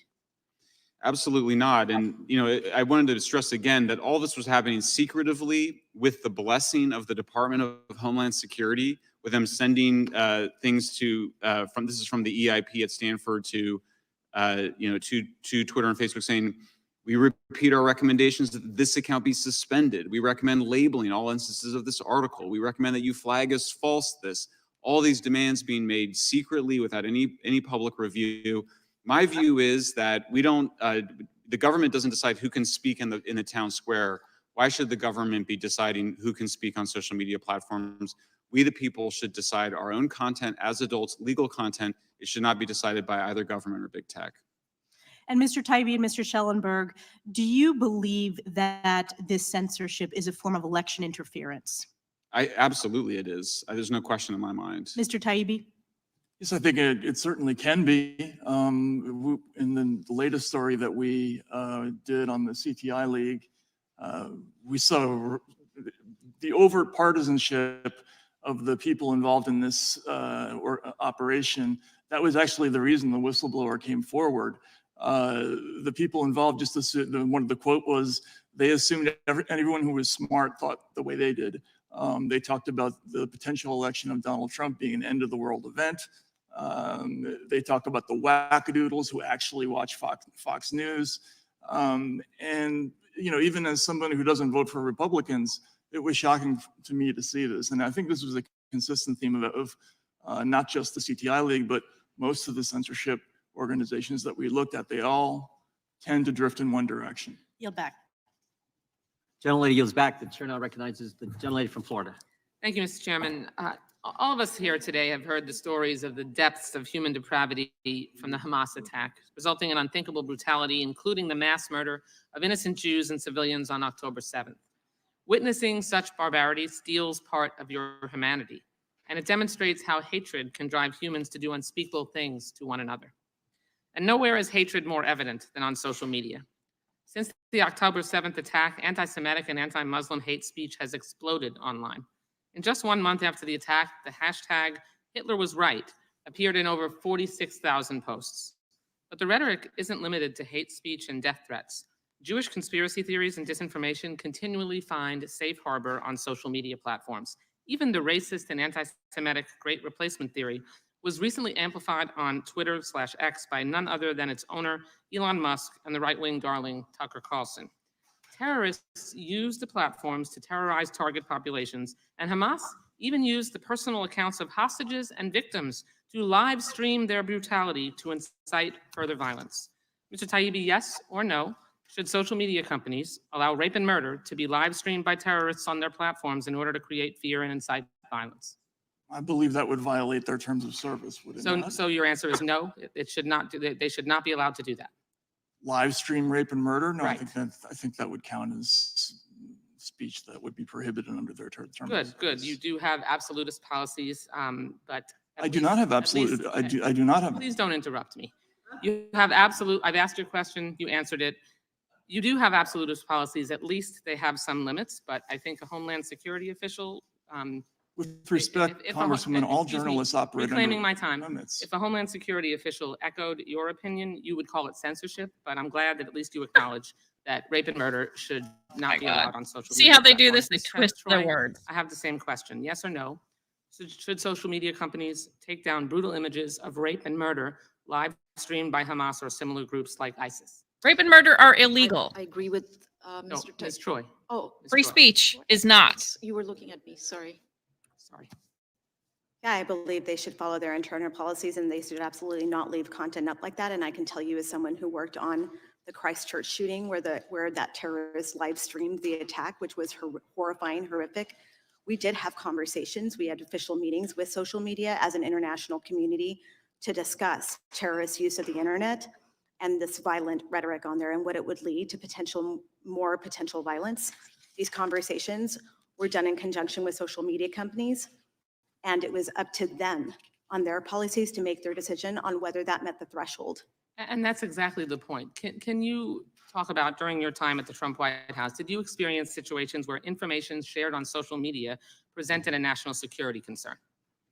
Yes, there were multiple times. I will also reference what happened at the El Paso Walmart shooting, where there was reference to the Great Replacement. That manifesto was posted on social media. That social media platform did not cooperate, that did not remove it. And I want to remind people that my aunt was in that Walmart when that shooting happened. And shifting gears, I want to ask about actual weaponization of the federal government, not the bogus red herrings that my Republican colleagues want to chase today, as you referenced in your opening statement. In your time on Trump's National Security Council, how were NSC staffers treated if they pushed back on so-called deep state narratives? Well, a lot of the time they were fired. And given what you saw on Trump's fresh threats to literally weaponize the government to attack his critics, what would a potential second term look like? There we go. I think that you would see many experts across U.S. government and the Intelligence Committee purged. There is currently a plan, Project 2025, that talks about exactly that. We're all going to You die. would see a lot of the expertise be replaced by loyalists. And as a result of that, you would see a lot of damage to programs across the U.S. government that I want to remind people that all Americans utilize and need. There would be loyalists in charge of disaster relief aid, like I've mentioned, who would be making those decisions. Thank you. So making sure that we have social media companies that are able to. Because this Democratic communicate with the federal administration has government done such a to great ensure that we job with the protect last people's lives disaster and national relief. security interests is critical. Mr. Chairman, we know social media companies fail to adequately moderate content, and this consistent failure spreads hate and deadly information. Hate online jumps off the screen and results in real-world acts of violence. Instead of focusing on real-world dangers, Republicans pillory public officials and academics who call out the companies who profit from the harm that they help cause. Then somehow they twist it into a narrative where conservatives are the victims, even as Trump revives Nixon's enemies list right in front of our eyes. It's time for Republicans to stop gaslighting Americans. And I yield back the balance of my time. Mr. Chairman, I have a unanimous consent motion. Gentleman is recognized. I'd ask unanimous consent to introduce a November 21, 2023 letter to Linda Yaccarino, CEO of X, and Elon Musk, owner of X, that was signed by 25 members of Congress expressing grave concern surrounding X's failure to abide by its own policies governing the promotion of misinformation and hateful, violent, and terroristic propaganda videos, and for using those videos for profit. Without objection. Mr. Chairman, I have unanimous consent. Gentleman from Kentucky is recognized. Ask unanimous consent to submit for the record an article entitled CTIL Files Number 1, U.S. and UK military contractors created sweeping plan for global censorship in 2018. New documents show by Michael Schellenberger, Alex Gutentag, and Matt Taibbi, November 28, 2023. Yeah, without objection. The chair now recognizes the gentleman from Florida for 5 minutes. Thank you, Mr. Chairman. It's just absolutely fascinating to me how the folks on the left side of this dais are calling these things conspiracy theories when just through the Missouri v. Biden case, there is a treasure trove of actual evidence in a court proceeding, witness testimony, factual evidence that shows that all of this has been happening under the Biden administration and that there is true censorship from this White House into the American people. Mr. Schellenberger, I want to start with you. On November 2nd, 2023, you posted an article on your Substack entitled FBI and DHS Directors Mislead Congress About Censorship.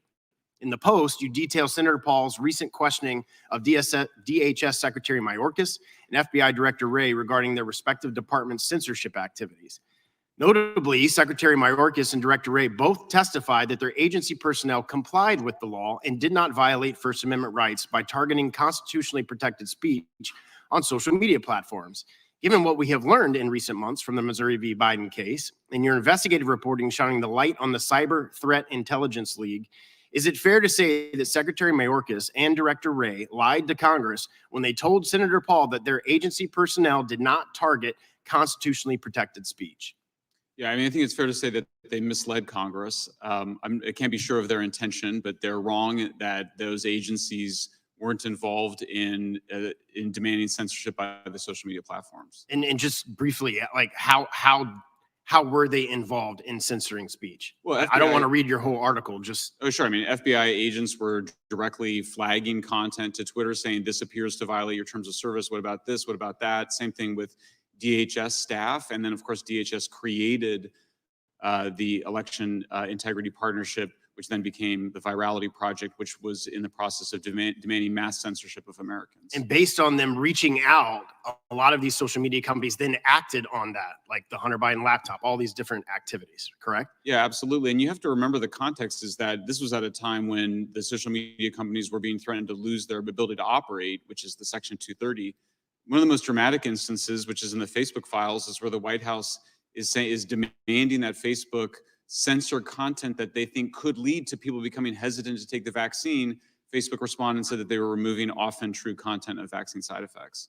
Your piece also notes that Director Wray acknowledged that the FBI has been forced to alter its coordination with social media companies to comply with the injunction issued by the Fifth Circuit Court of Appeals in Missouri v. Biden. Would you agree that this is an acknowledgement that the FBI's prior censorship conduct does in fact violate the First Amendment rights of Americans? Absolutely. Mr. Chairman, I'd ask unanimous consent to enter into the record Mr. Schellenberger's Substack post from November 2nd, 2023.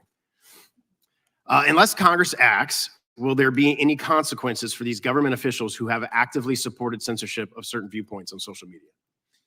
We all hope that the Supreme Court rules against these kinds of activities, consistent with its past precedents that the government cannot appoint somebody else to violate the law, and which is what was going on here.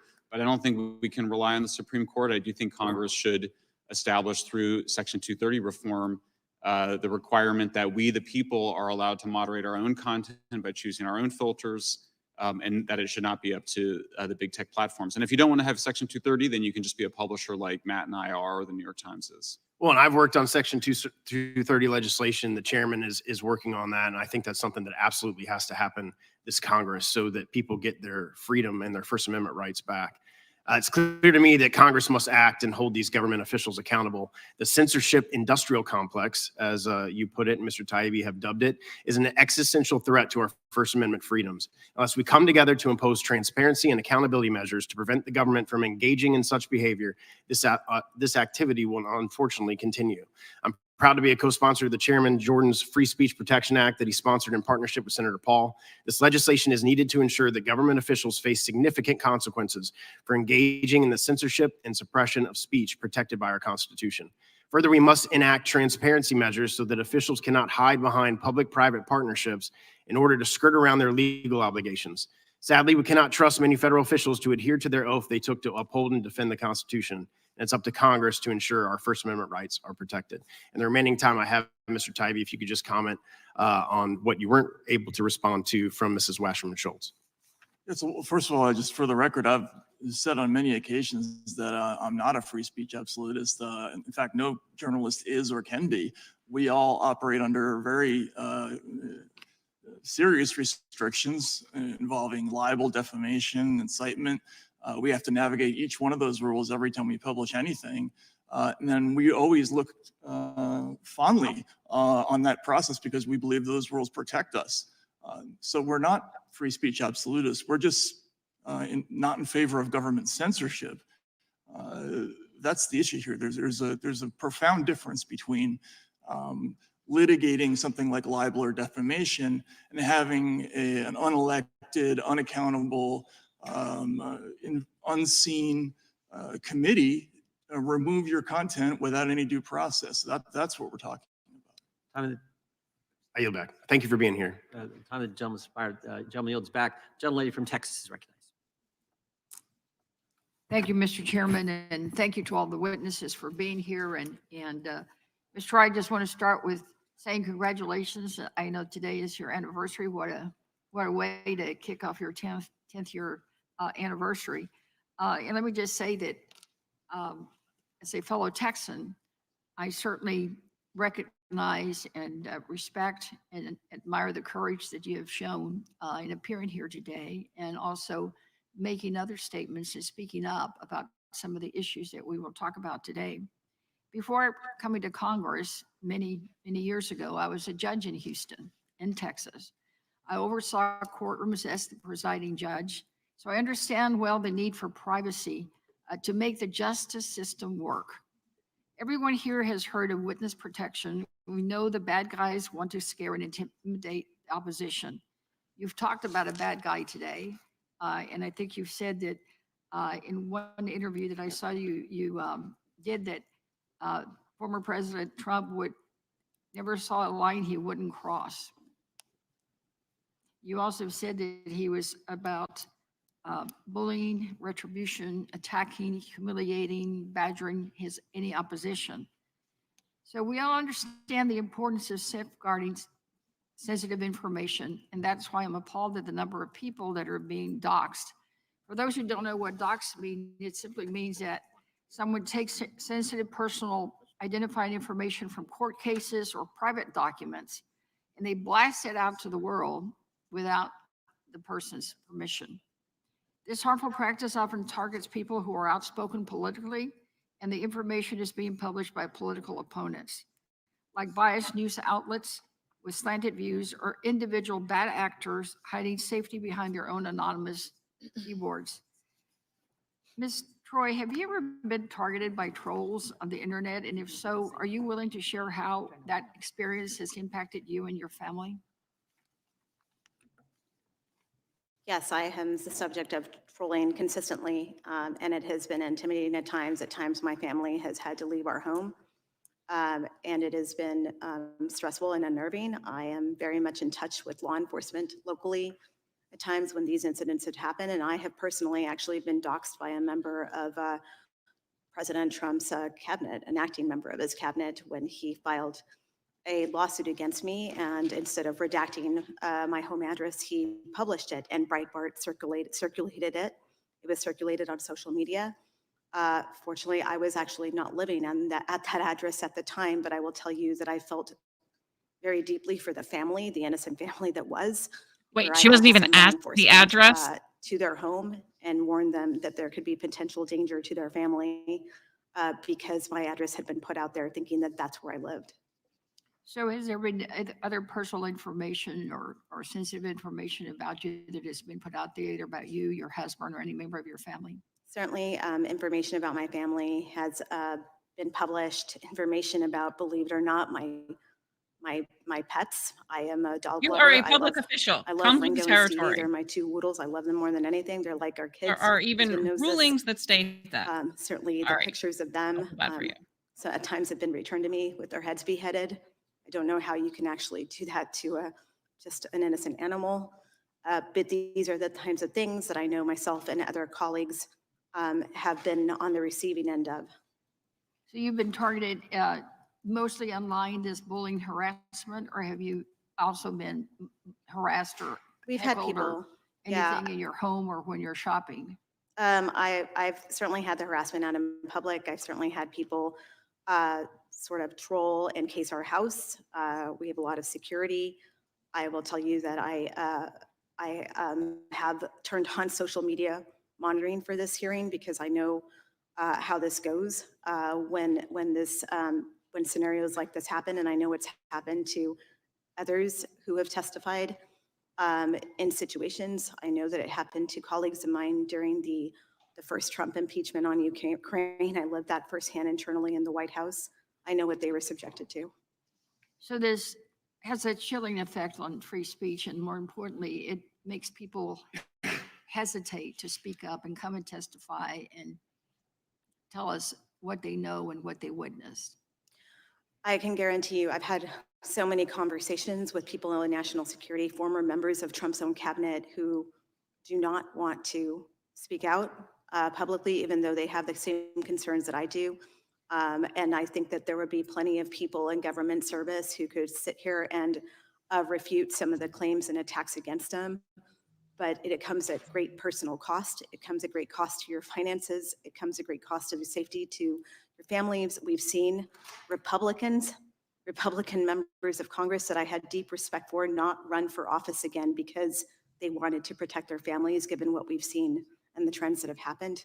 That has been a great disappointment to someone like me who looked up to these people. Right, they'll just become targets and face retribution and attacks in social media. So I understand it. I know for me, even, we did a weaponization hearing in the morning, and by the end of the day, I had a death threat. I, in fact, talked about it with the federal courts in New Mexico yesterday. So it happens. You don't have free speech. The attacks are there. So thank you for coming. Mr. Chairman, I think is my time up? Yes, it is. I would like to enter this. You'd like to keep going? No, I'd like to enter it for the record. We would all like to do that. No, I would like to ask for unanimous consent to enter into the record an article in the U.S. Supreme Court temporarily blocks ordering Missouri social media lawsuit. Without objection. Ask for unanimous consent. Thank you. Gentlelady yields back. Ms. Subramaya, I would argue it's already here. You said in your statement you want to give us a glimpse of what lies ahead. I think it's already here. In the course of our investigation in this committee on January 15, 2021, the FBI sent to Bank of America, tell us all your customers' purchases in the Washington, D.C. area for a specific date. Customers transacting debit card or credit card Washington, D.C. purchases on specific dates in this town. Anyone, whether you're here for the rally, whether you're here for any kind of protest, if you're just in visiting your mom. And they further said, and they capitalize any historic purchase going back 6 months for any weapons or weapons-related vendor purchases. That is frightening stuff, because you gave the example, I think Danny Bolford, you gave the example. I think it's already here. Absolutely. In fact, I'm working on issues related to that here in the U.S. There are people who have been debanked in America. They generally tend to be on the conservative side. I've She said interviewed debagged. pastors, missionaries who do good work overseas. They've been debanked with no explanation. The reasons are very vague, that your risk profile doesn't match what we're comfortable with. And so these are people who've been debanked for doing good work, and they generally tend to be on one side of the political spectrum. But by the way, I think in your testimony you said this guy, Mr. Bolford, was former Royal Canadian Mounted Police, was not charged with anything, wasn't being held, was released, and that's when the debanking took place. Is that accurate? Yes, roughly. They were all happening around the same time. But he wasn't charged with anything, and yet he couldn't get access to nothing. his account. So the Trudeau government invoked the Emergencies Act. It's only been invoked twice during the two world wars. And one of the outcomes of the Emergency Act was to go after people who were peacefully protesting against the COVID-19 vaccine requirements. And if you donated to the cause, you found yourself debanked. And this is what ended up happening with 280 people. Mr. Taibbi, is there a realignment happening? I mean, I look at today's panel. The Democrats invited a individual who worked in a Republican administration, and Republicans invite two former Democrats, award-winning journalists. One was the hero of the environment as recognized by Time magazine. The other one worked for Rolling Stone. And we invite a foreigner to come tell us, hey, don't let this stuff happen here. If America goes this way, the whole world's in even bigger trouble. I mean, it seems to me there's a realignment happening. And I think I've invited more Democrat witnesses to testify in front of this committee than the Democrats have, because the focus is on the First Amendment. I don't care whether you're Republican, Democrat, independent, conservative, progressive. What I care about is the ability to speak, and to speak in a political fashion and not have the government come after you for doing so.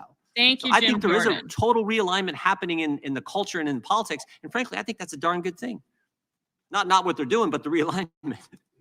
Well, yeah, I definitely agree with you that there's a realignment going on. Until very recently, I think free speech and free speech culture was uncontroversially embraced really by both parties. During the entire early period of the war on terror, those issues strongly animated most Democrats that I knew. Most of my friends were in opposition to laws like the Patriot Act, or at least concerned about them, the potential for overreach there. And most people understood, for instance, the work of the ACLU in defending cases like the Skokie March. And to the point about hate speech that was brought up before, I think it's important to point out that the reason that they defended those marchers is not because they liked hate speech or they liked Nazis. Right. It's because the American tradition understands that the moment you grant a government official the right to prohibit one kind of speech, you're going to have a whole series of people. Those people are all civil rights activists. They were afraid that the next thing that would happen would be, Southern officials banning NAACP marches. That used to be sort of universally understood in America, and for some reason that in the last decade or so, there's been a complete change in how we look at those issues. Yeah, I just want to do one last thing in the remaining few seconds I got. Let's put this on the screen, because I think this is interesting too. It tells you how upside down things have become. We have testifying in front of us today, Ms. Subramania, who is from Canada, telling us, look, get ready, because we've seen what's happened in our country and we don't want it happening here. This is a recap of a phone call from one of the executives at Facebook with folks from the White House. And the person recapping this just happens to be the former UK minister in the member of parliament, Nick Clegg. And he says this: I countered that removing the content like the White House wanted them to do would represent a significant incursion in traditional boundaries of free expression in the United States. So we got a Canadian warning us. We got a member of parliament warning. I think it's interesting, the irony here, that someone from Great Britain is telling us about what our rights are. I mean, we had a little skirmish way back in 1776 about this very kind of thing. I mean, this is how upside down it has gotten. I don't know Ms. Subramania's politics, but 2 former Democrats, 3 journalists, and they've invited a Republican. It just tells you what is going on. But I think, again, underscoring how important this is. And it's not crazy. It's not bogus. It's not unfounded, as the Democrats have said. And the Fifth Circuit has certainly said it's not those 3 things. I'm over time, but now yield to Mr. Allred. The gentleman from Texas is recognized for 5 minutes. Thank you, Mr. Chairman. I yield my time to the ranking member, Ms. Plaskett. Thank you to my colleague for yielding the time. Just first, let's get correct. Ms. Troy is the first Republican that we have called as a witness, and unfortunately, we get 1 and you get 3. That's the unfortunate part of being in the minority. So you probably have invited more Democrats than we have, but she's the first Republican. And I would remind you, Mr. Chairman, if you didn't know, that that gentleman on the wall over there, Lamar Smith, the good man from Texas, was my first boss here when I was a staffer on the Hill. I also worked for Rob Portman when he was a member of the House and worked in the Bush administration. I've stayed where I am. People ask me, why are you a Democrat? I thought you were a registered Republican, and I was. And I looked around and the Republican Party had moved and shifted to the right, and I was exactly still where I was. And so realized that I could not be a part of that party anymore. But in asking some of these questions, one of the things that you brought up, Ms. Troy, that I thought was very interesting is the discussion of these loyalty tests. And we have heard the president say that he's going to do this again. And I bring this up because the loyalty test is about his use of the federal government to exact revenge on individuals. Trump has said that he is going to weaponize his next administration. But in order to do that, he must have individuals who will do what he asks them to do outside of their duties in whichever specific position that is. And, I know that in the last administration, we've learned that the president was obsessed with loyalty from his staff. We all want loyalty. We all want people who are going to give us their loyalty. But some of us think of loyalty as in a different way. I think of loyalty from my staff as telling me when I'm messing up, telling me when something is wrong, because they don't want me to do the wrong thing. That is loyalty. But President Trump has a different sense of loyalty. His aide, Johnny McEntee, even conducted loyalty tests, including one-on-one interviews with political appointees across different agencies. Of course, I had been an appointee in a Republican administration, Democratic administrations. They have interviews with you to see where your ideology is, but it is not necessarily to see if you are going to give blind allegiance to the president. In this one, it says that these interviews were to root out threats of leaks and other potential subversive acts. If he wins again, Trump has pledged to overhaul agencies and expand this loyalty test to not just political appointees, but non-political career employees who have spent decades building their knowledge and expertise and possess invaluable experience that brings continuity to our government across different administrations. I know when I worked at the Department of Justice, it was important in each one of the divisions to have one person who was a career person to sit in all of the discussions to ensure that there is continuity of government. They're vital public servants. This notion of throwing our systems and career officials like national security officials out the window based on political ideology should be troubling to us all. Ms. Troy, are you Every familiar president with the loyalty does it. test? And can you explain Full their of purpose baloney. within the Trump administration? I'm very familiar with the loyalty test. It certainly was being enacted towards the end of the Trump administration, where they were staffing people who I would say did not have the credentials traditionally into very senior roles in the National Security Council. For example, in the Directorate of Resilience, which I mentioned in my opening remarks where I said that it could impact disaster relief aid. I want to be very clear about that on how dangerous it is, because this person was potentially going to be in charge that had no background in it, did not understand how the interagency works on this, did not understand FEMA, did not understand HUD, did not understand what it takes to push this through the process. And I will say that should loyalists be placed in positions like this going forward, the loyalty test being that you will not abide by the rule of law, that you will bend the rules, you will not follow the regulations and procedures, I think that we are heading down a further dark path that will affect all of us. It doesn't matter, Democrats or Republicans. I know that in the Trump administration, for example, there was a fire management assistance grants for California during the horrific 2018 wildfire season, where Trump did not want to issue the aid. In fact, I believe he told Brock Long, who was the head of FEMA at the time, don't give them a dime because they were a blue state. I can tell you that it was only until Donald Trump was shown that Orange County voted in his favor majorly that he finally released that aid. That should not play a role in how we respond to American citizens when they are in need, especially in things like disasters. So when I look at Florida and I see Ron DeSantis, who is an opponent to Trump, I think about those people in Florida, primarily Republicans, who are always in the path of hurricanes at times. And I think about what it's going to look like for them when aid is not received should Trump get back into office. Thank you very much. I can't. Gentleman yields back. The chair now recognizes the gentleman. I should, if any of you need a break, just let us know. I should mention that earlier.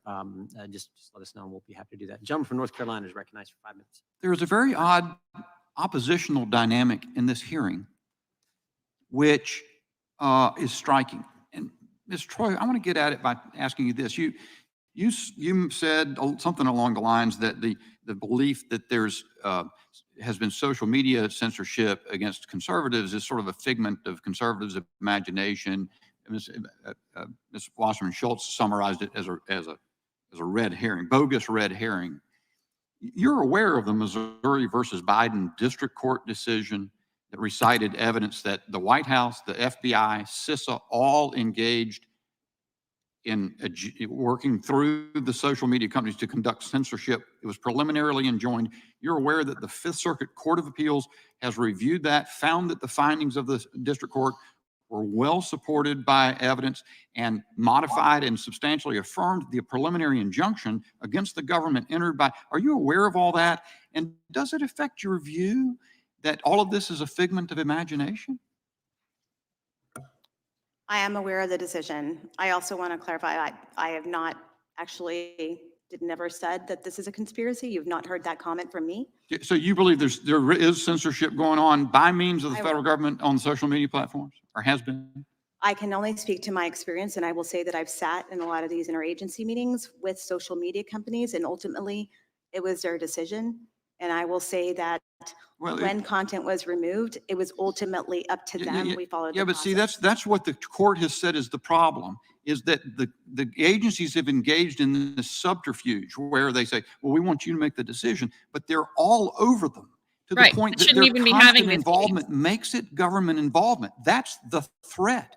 Mr. Schellenberger, let me turn to you, because I was thinking about where we are. Twitter files revealed these connections, right? Direct connections between Elvis Chan of the FBI and social media companies, CISA and the social media companies. And then your further reporting, and yours, Mr. Taibbi, revealed the next layer, which is what you call the censorship industrial complex.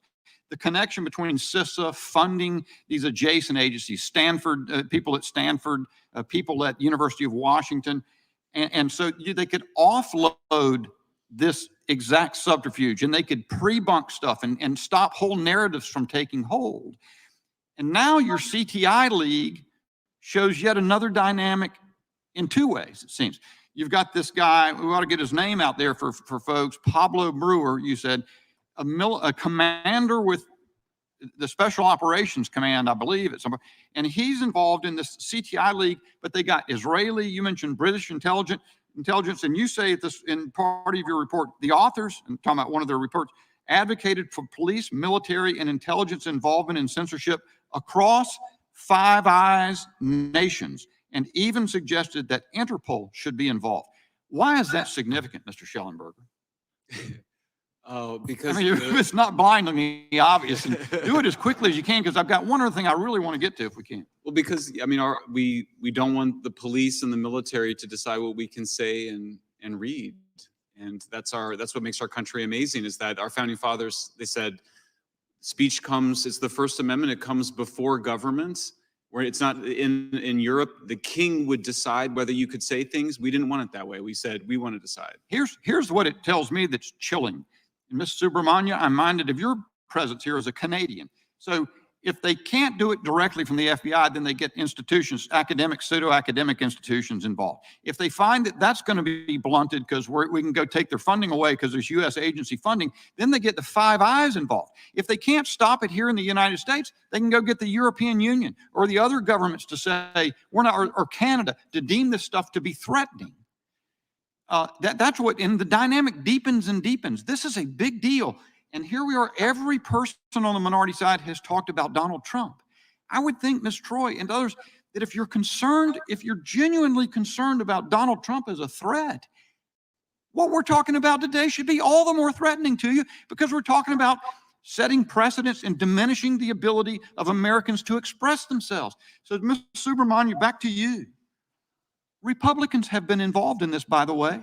The former chairman of the Senate Intelligence Committee, Mac Thornberry, helped to repeal the Smith-Mundt Act. Nikki Haley said the other day that we ought not be able to allow to have anonymous Twitter accounts.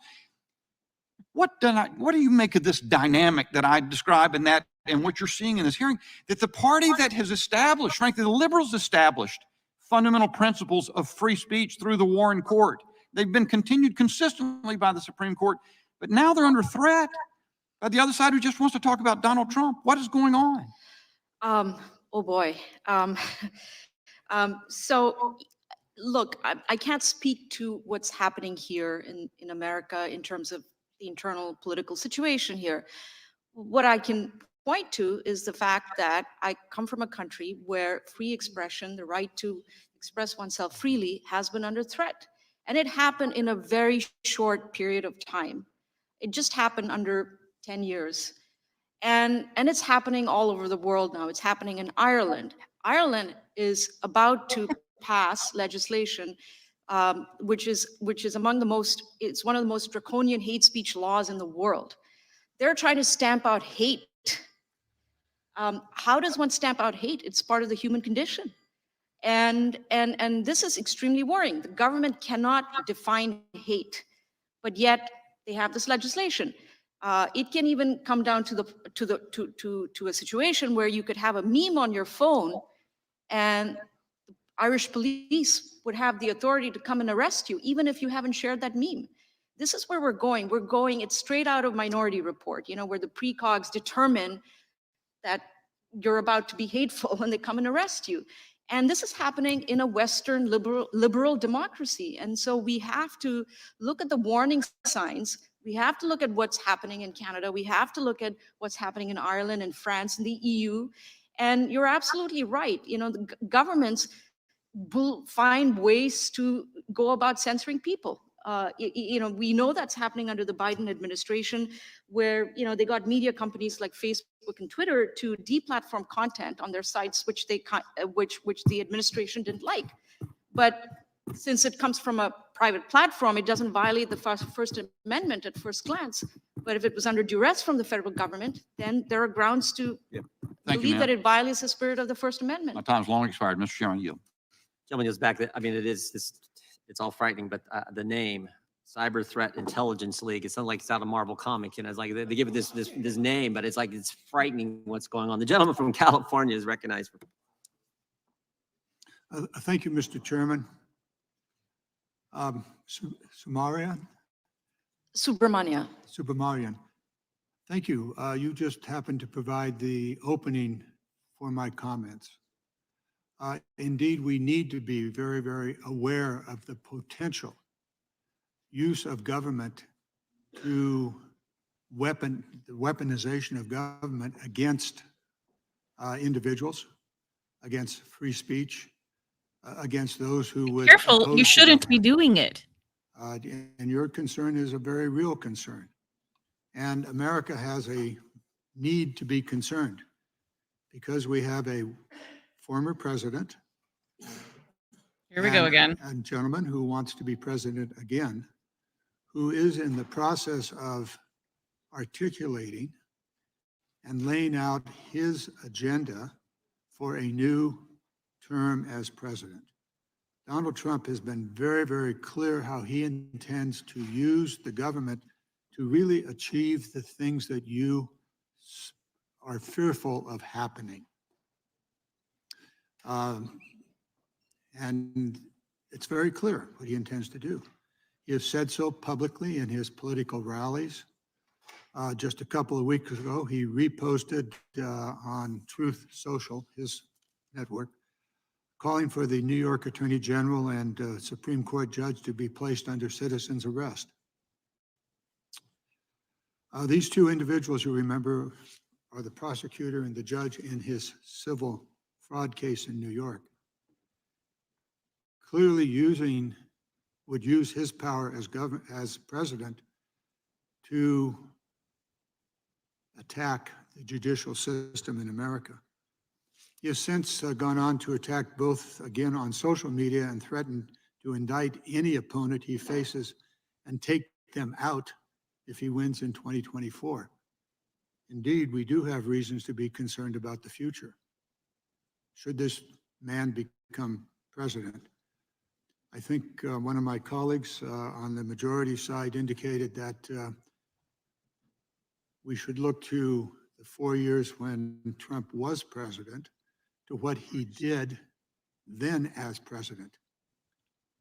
And many of the things that the witnesses are concerned about did in fact take place during his presidency. One example of a larger pattern of Mr. Trump's rhetoric is repeatedly and egregiously used his position of power to spread conspiracy theories, fan the flames of discord with inflammatory rhetoric, and make threats of political prosecution. Words have power, particularly when they're used by someone who's so prominent in our news.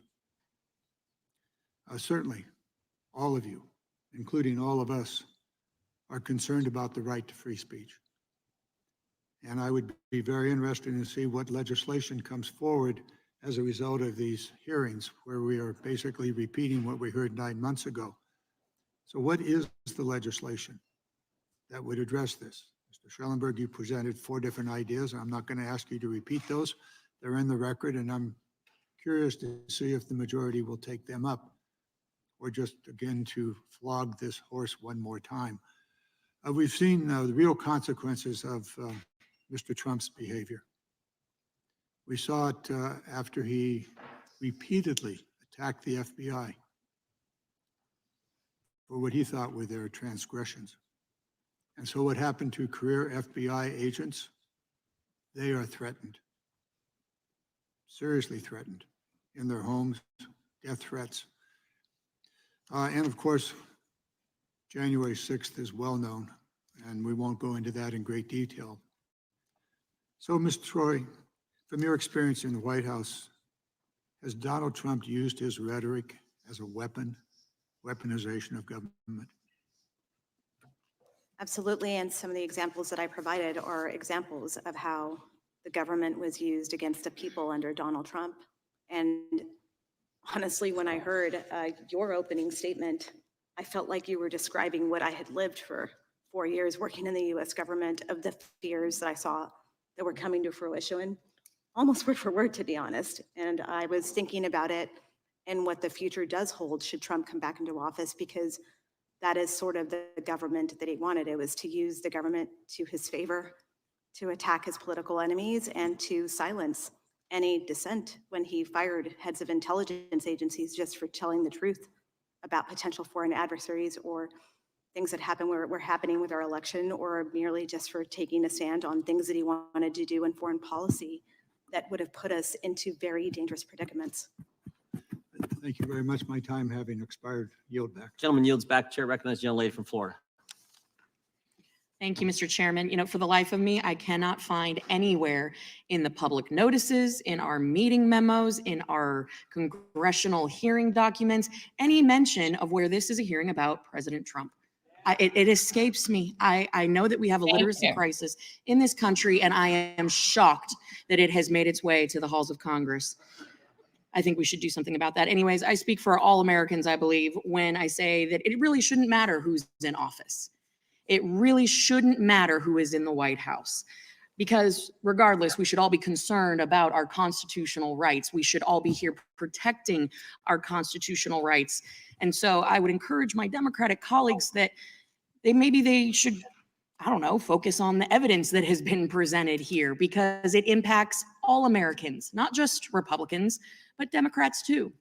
So I think that we could actually do something to address the weaponization of government in a bipartisan fashion, because it has tremendous impacts on our everyday life. So I'm going to just jump right into it. Ms. Troy, I appreciate you being here.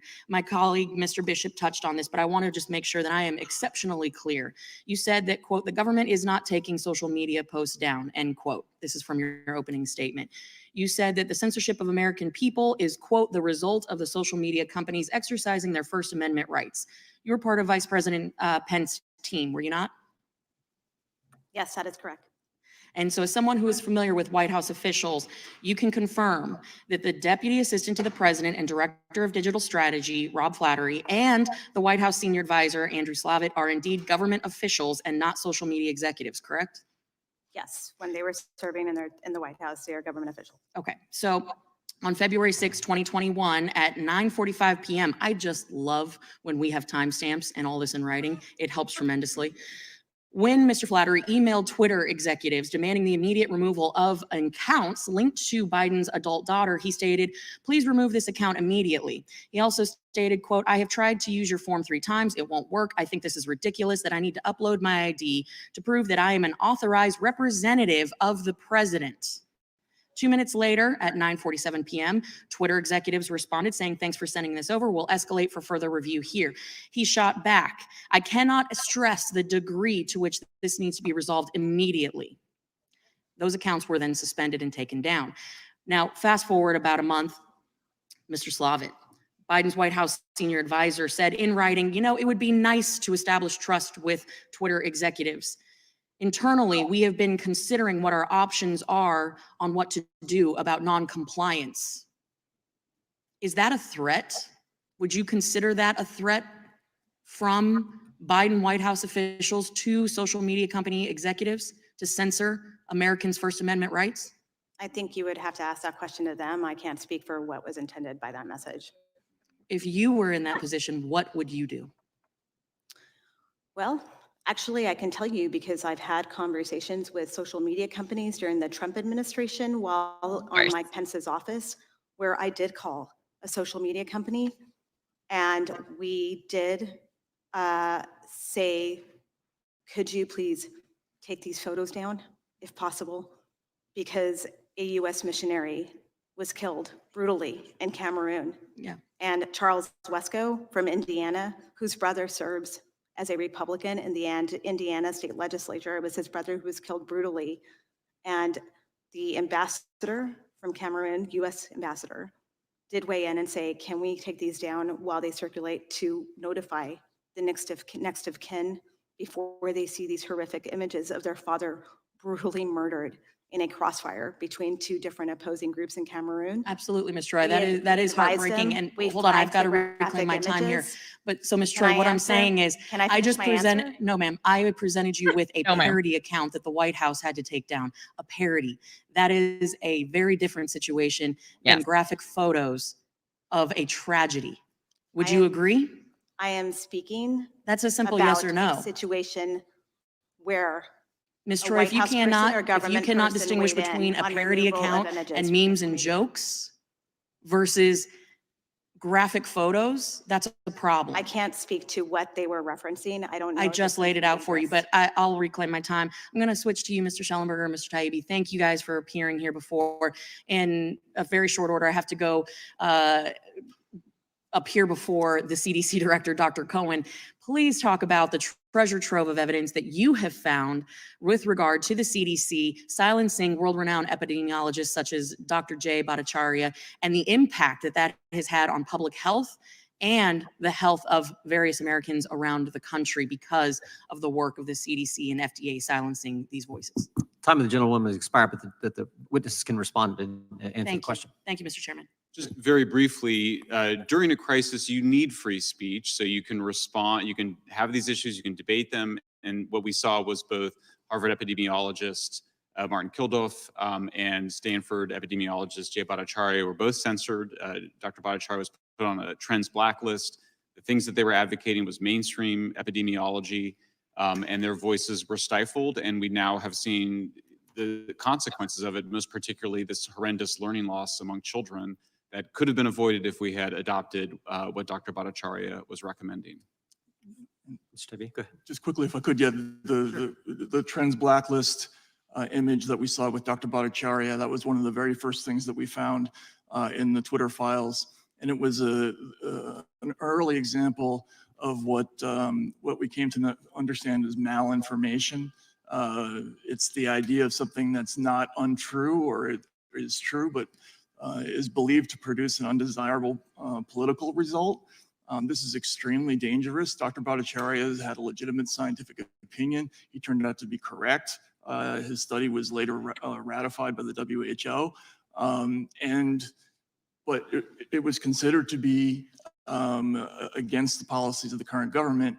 And so he became one of the most suppressed people in the country during 2020 and 21, which is exactly what the First Amendment was designed to prevent. I would just point out before recognizing Mr. Goldman that we will take you up on what you said, Ms. Troy. Ms. Kamick asked you a question about Mr. Slavitt and Mr. Flaherty, and you said we should ask them. And we're going to. That's why we sent them a subpoena this morning. We want them to come in and answer these questions about why the White House was attempting to censor American speech. With that, I recognize the gentleman from New York for 5 minutes. Thank you, Mr. Chairman. My colleagues and friends from North Carolina and Florida are asking why we are talking about Donald Trump. The answer is because this subcommittee is called the Subcommittee on the Weaponization of the Federal Government. And because of that, we actually, the only evidence that we have here in front of us today about the weaponization of the federal government is from Ms. Troy, who has outlined in detail, and I'm sure she has more detail, how Donald Trump weaponized the federal government against his enemies and for his own political interests, and how he intends to do it again. It's the only evidence. So if we really want to talk about the weaponization of the federal government, we should talk about it, and that's Donald Trump. That's not this grand, crazy conspiracy of how the administration has utilize the social media companies against whom the First Amendment does not apply in order to suppress speech. This is actually the second hearing, I guess our quarterly hearing now, on the Twitter files with the same witnesses that we had. In the first hearing, I asked Chairman Jordan if he could identify any evidence of the government under the Biden administration actually censoring anyone through the social media companies. He pointed out to me an email on January 22nd from Clark Humphrey to flag a tweet that was from Robert F. Kennedy Jr. as evidence. The problem was, and the chairman did not acknowledge this, the tweet was never taken down. There is literally a lawsuit right now. The tweet was not taken down against Biden since March 9th, regarding censorship. This committee has had 29 witnesses. With the gentleman, you? I will not only just because I have a bunch. You're the chairman, so I'm sure you'll respond after me. The 29 witnesses have testified, and every single one testified that the government never coerced, pressured, or threatened any social media company to remove any content. Such BS. Mr. Taibbi, I introduced a letter that I led to X. Let's call it X now. That way we can know the difference between when Elon Musk took it over and before when it was Twitter. Who's Elon Musk? From November 21st. Have you read this? No.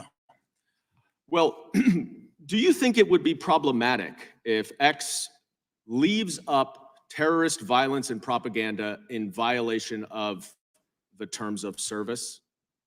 Terrorist violence or terrorist propaganda?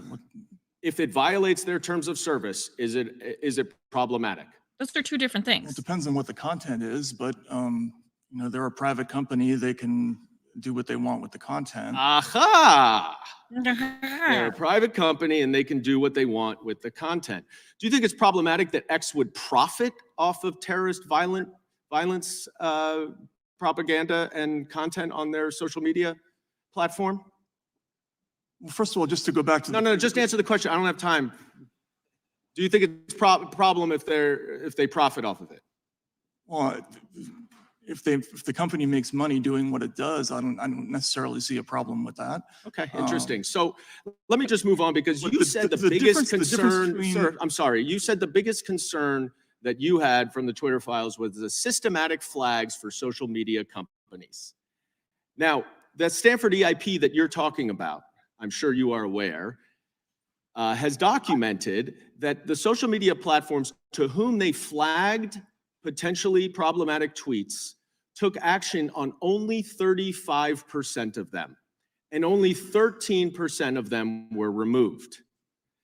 Mr. Schellenberger, you said the biggest problem, and let me just ask you, Mr. Taibbi, real briefly, you would agree that these flags, the systematic flags that you saw were flags for a violation of the terms of service of the social media company, is that right? Sometimes, but sometimes in the case of the instances like Congressman Massey, they were actually true information. Well, that may be the case, but the flag was for a violation of the terms of service. It's for their interpretation of a violation. And then the social media company has to determine whether or not the government shouldn't it be is involved actually a at violation all. of their terms This of guy's not gonna- service. And in 87% of those flags, they were not removed. Mr. Schellenberger, in brief time, you said that the censorship, the biggest problem you have is the censorship that you talk about is election interference.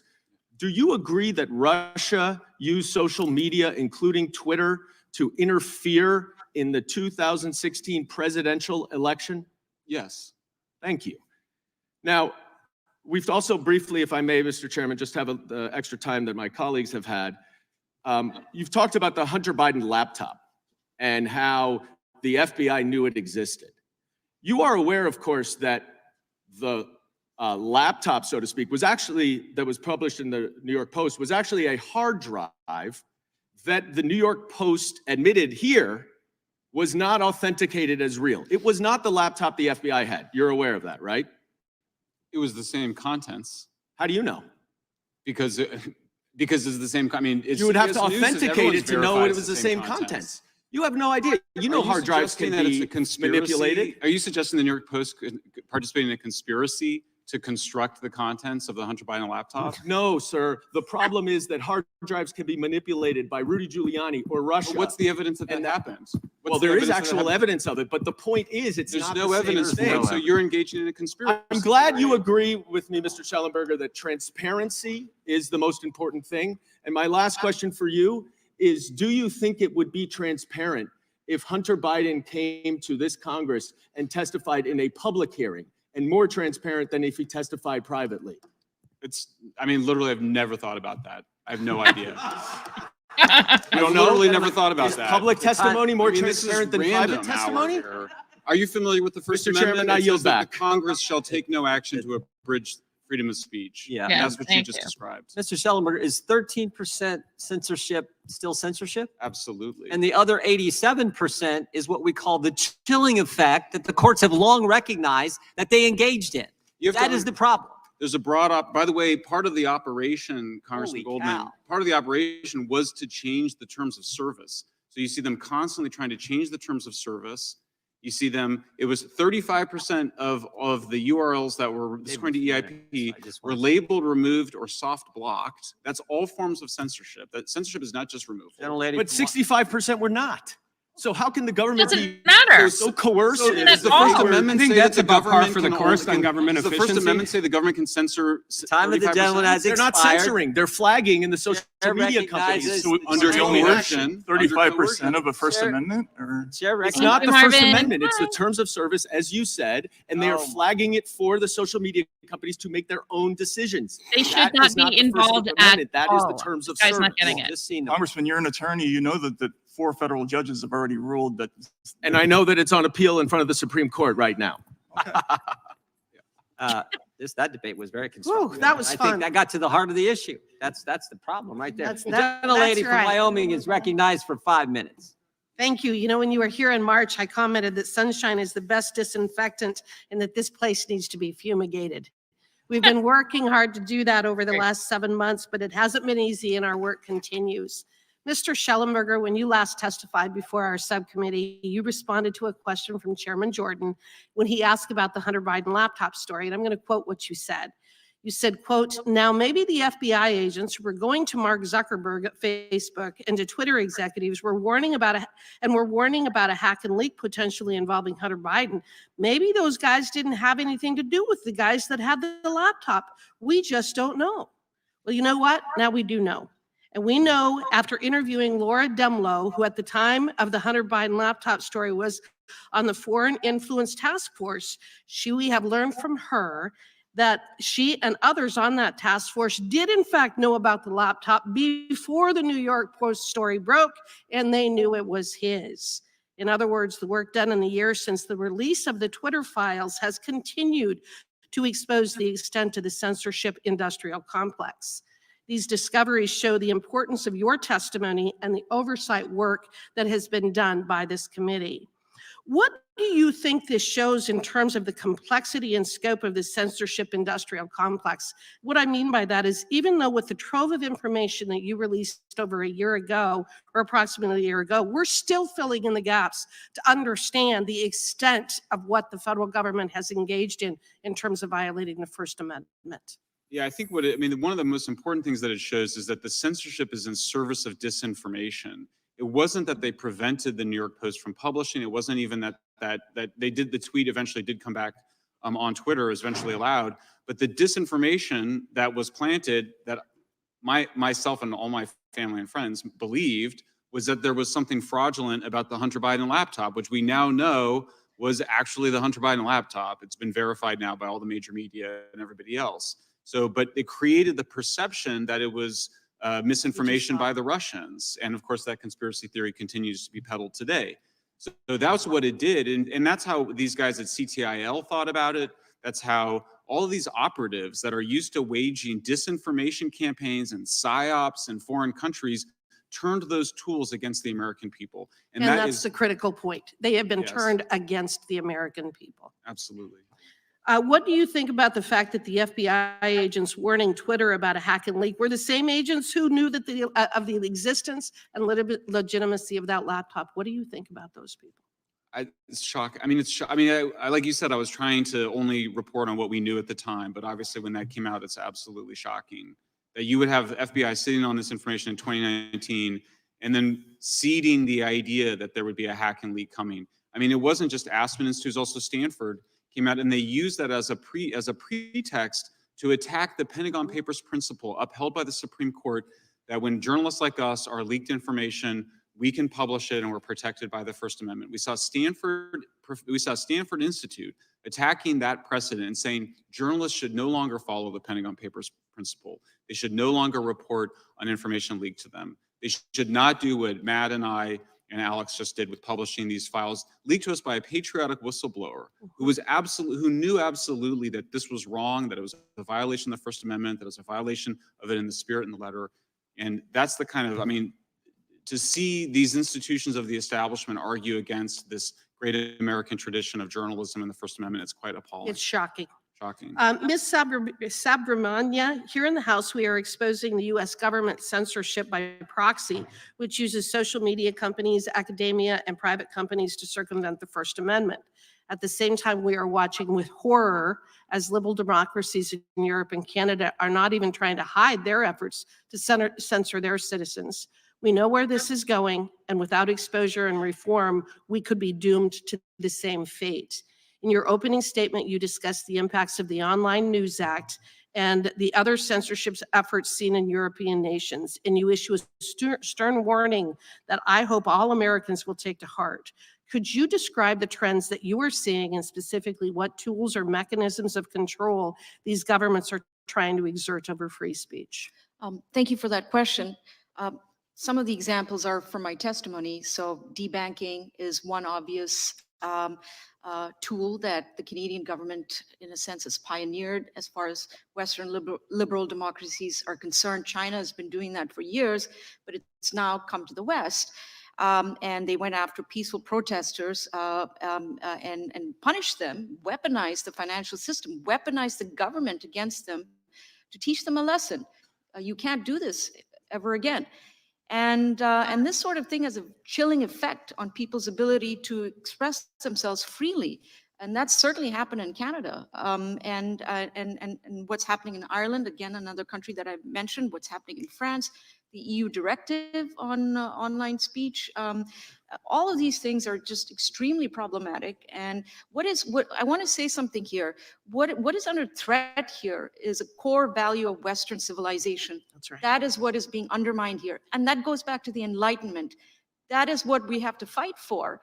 And the way you tackle misinformation, disinformation, all of these things which are bandied about loosely by people who want to censor you, the best solution to these things is more robust debate. And that goes back to the Enlightenment period. And that's what I want everybody to remember.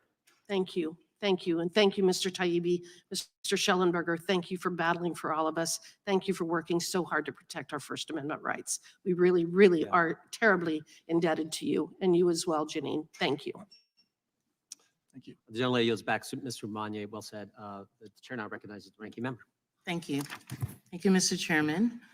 In 2017, as some of you may recall, one of Trump's first official actions as president was to issue the chaotic executive order barring any travel from 7 predominantly Muslim countries, effectively serving as a Muslim ban. He continued these attacks on immigrant communities throughout his presidency. And he has promised to strip immigrants, if elected again, of their benefits and work permits, execute the largest deportation effort in American history, strip immigrant children of American citizenship, even if they're born here, and reinstate and expand the Muslim ban. Ms. Troy, you were an advisor in the White House when the Muslim travel ban was implemented. Can you tell us as a national security expert what happened when that ban took place? Was there advice given before the president issued that?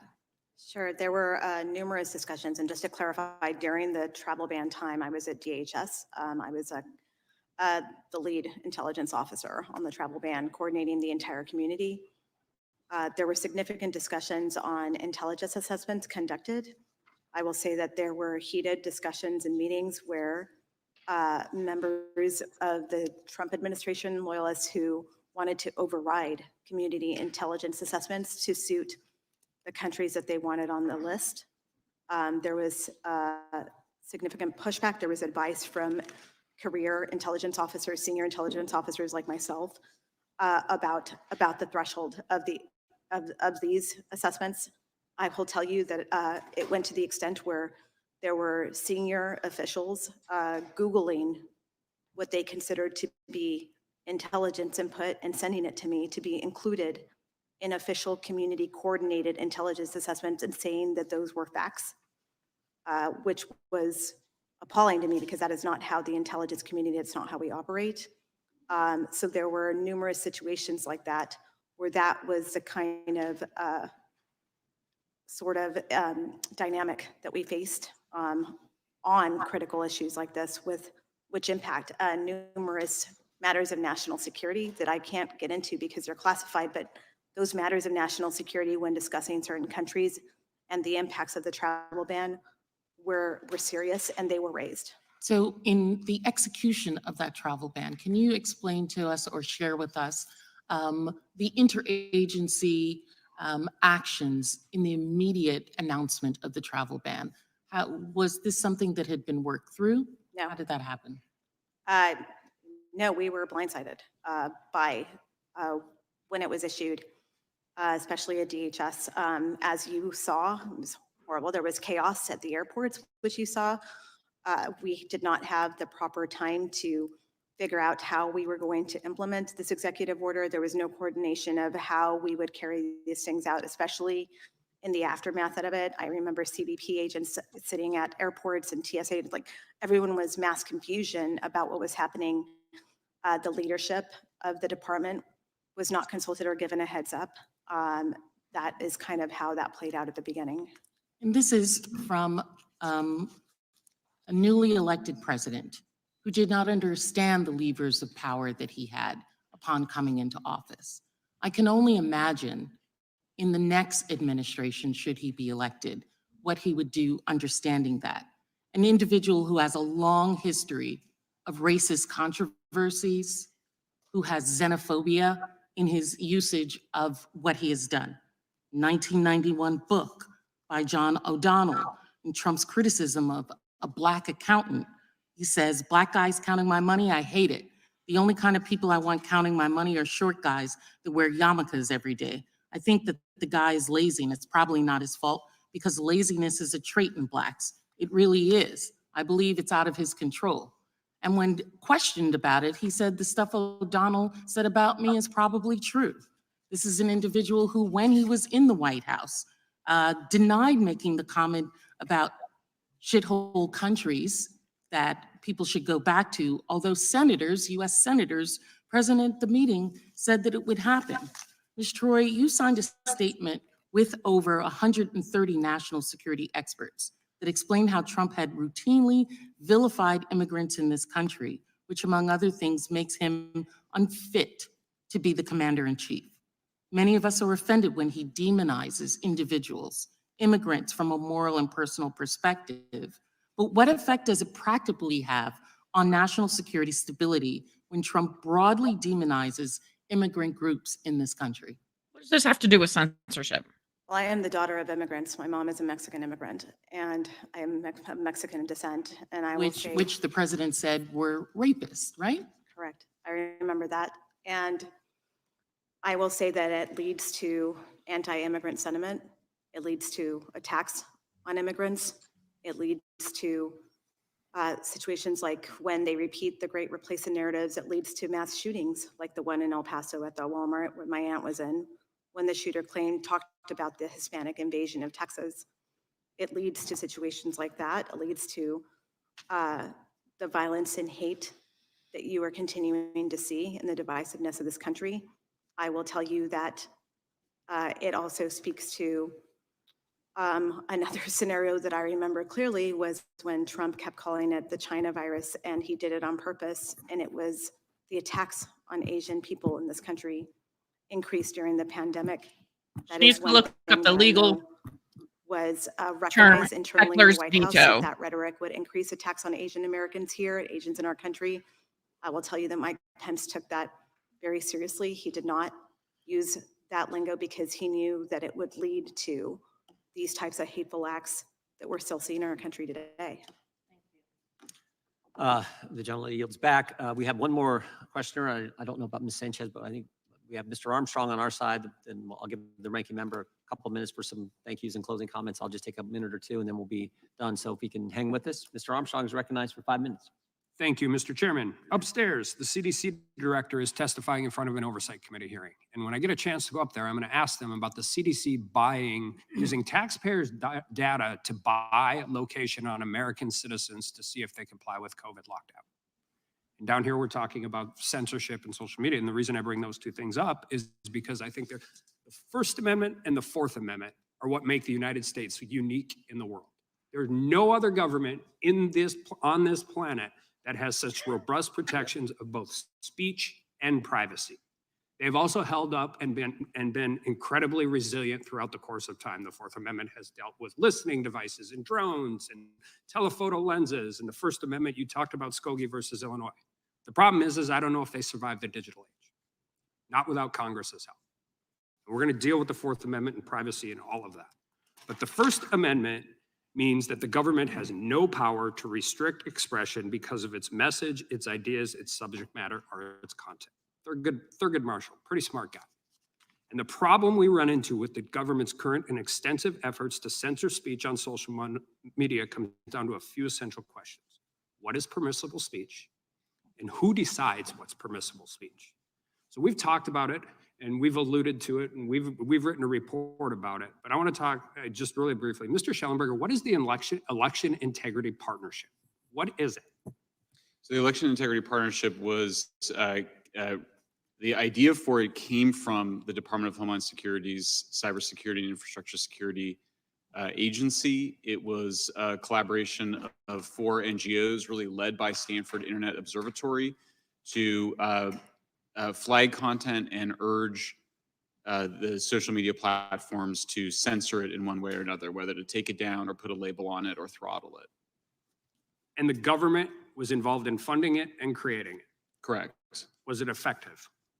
As we were discussing, it resulted in action on 30. I mean, the platforms responded 75% to 75% of the content that was being flagged by the EIP, and then in 35% of those cases, they took action. Mr. Taibbi, you earlier wanted to jump in on this subject, and I'm going to allow you an opportunity to talk.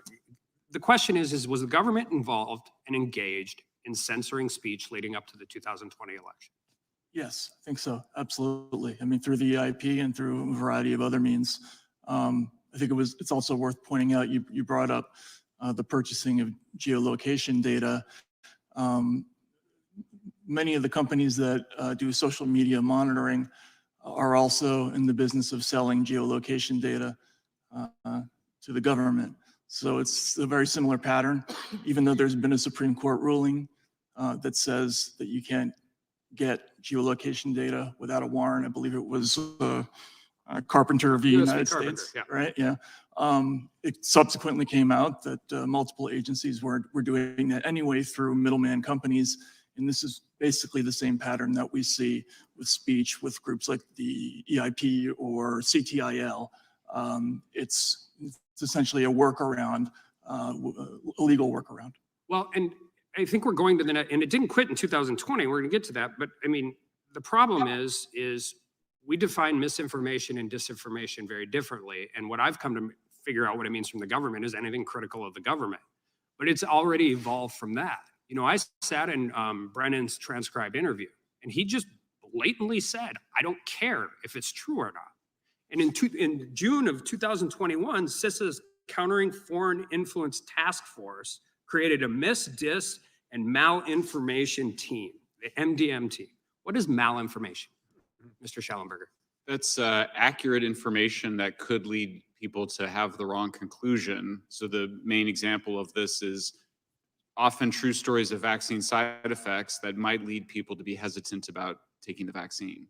So not only were they censoring information they deemed to be inaccurate, they were censoring accurate information, and they're continuing to do it now. Not only that, but both CTIL and the leaders of the Stanford Internet Observatory emphasized that malinformation was the main event. Stopping narratives was the main event. It was their main focus. The smaller stuff, the inaccurate tweets, that was less of a concern. They were really focused on the big objectives, in this case, making sure people took the vaccines. So an agency funded and created by the government, a partnership funded and created by the partnership or by the government's number one stated goal is to censor true information. And whole narratives, whole ways of thinking. That should terrify everybody, Democrat, Republican, independent, young, old, anybody else. May I add one? Back. May I add one thing, Congressman? Sure. Which is just that if the Democrats are very, very concerned about President Trump, I would ask them, if they're so concerned about President Trump, would you want him to control the censorship apparatus? Would you want that, given all the things that you've said? Would you like him to be able to call Twitter and Facebook and all these other platforms and demand that they censor content? Doesn't seem consistent to me. Well said. The gentleman yields back. The chair recognizes the ranking member for a closing comment, and then we'll close the committee. Thank you, Mr. Chairman. I just want to thank the witnesses for being here. I too want to thank our witnesses. Ms. Troy, thank you for being here. Ms. Subramana, thank you. You said just a few minutes ago that this is about Western civilization. I think the gentleman from North Dakota said it well. The First Amendment, Fourth Amendment are at the heart of that. And that's why we're doing this. So thank you. And frankly, I think I just met you today, but you strike me as almost too nice, because it's not debanking, it's stealing, it's taking. They're taking someone's property. And that's what they did to this guy who served in the Canadian amount of police, and what they frankly are, I hope doesn't ever happen in this country. But thank you for being here. It was very good. And to our witnesses, Mr. Tybee, Mr. Schellenberg, thank you for coming back. I think the Democrats said that this is like a quarterly thing. I think we should make it a quarterly thing. I mean, the First Amendment and Fourth Amendment are that darn important. But for your work a year ago, you two guys and a few others, I don't know that we'd have all the information we have. So, someday someone's going to write the history books, and they're going to recognize folks like you who are willing to stand up, frankly, coming from the other party, because most of the censorship has been against conservatives and Republicans, but some Democrat, and I'm against all of it. They're going to write, when they write the history, they're going to say these two guys stepped forward, along with a few others, to bring this to make the country aware of this. And then we have done now 4 reports on CISA, on the FTC, on this gyro ticketing system that the EIP and the Stanford, all these guys are working on, and others but it started there. So again, thank you. And we'll have you back if you'll come. We'll definitely have you back too, Ms. Subramania. You were great. So thank you all for being here. And that concludes today's hearing. Thank you.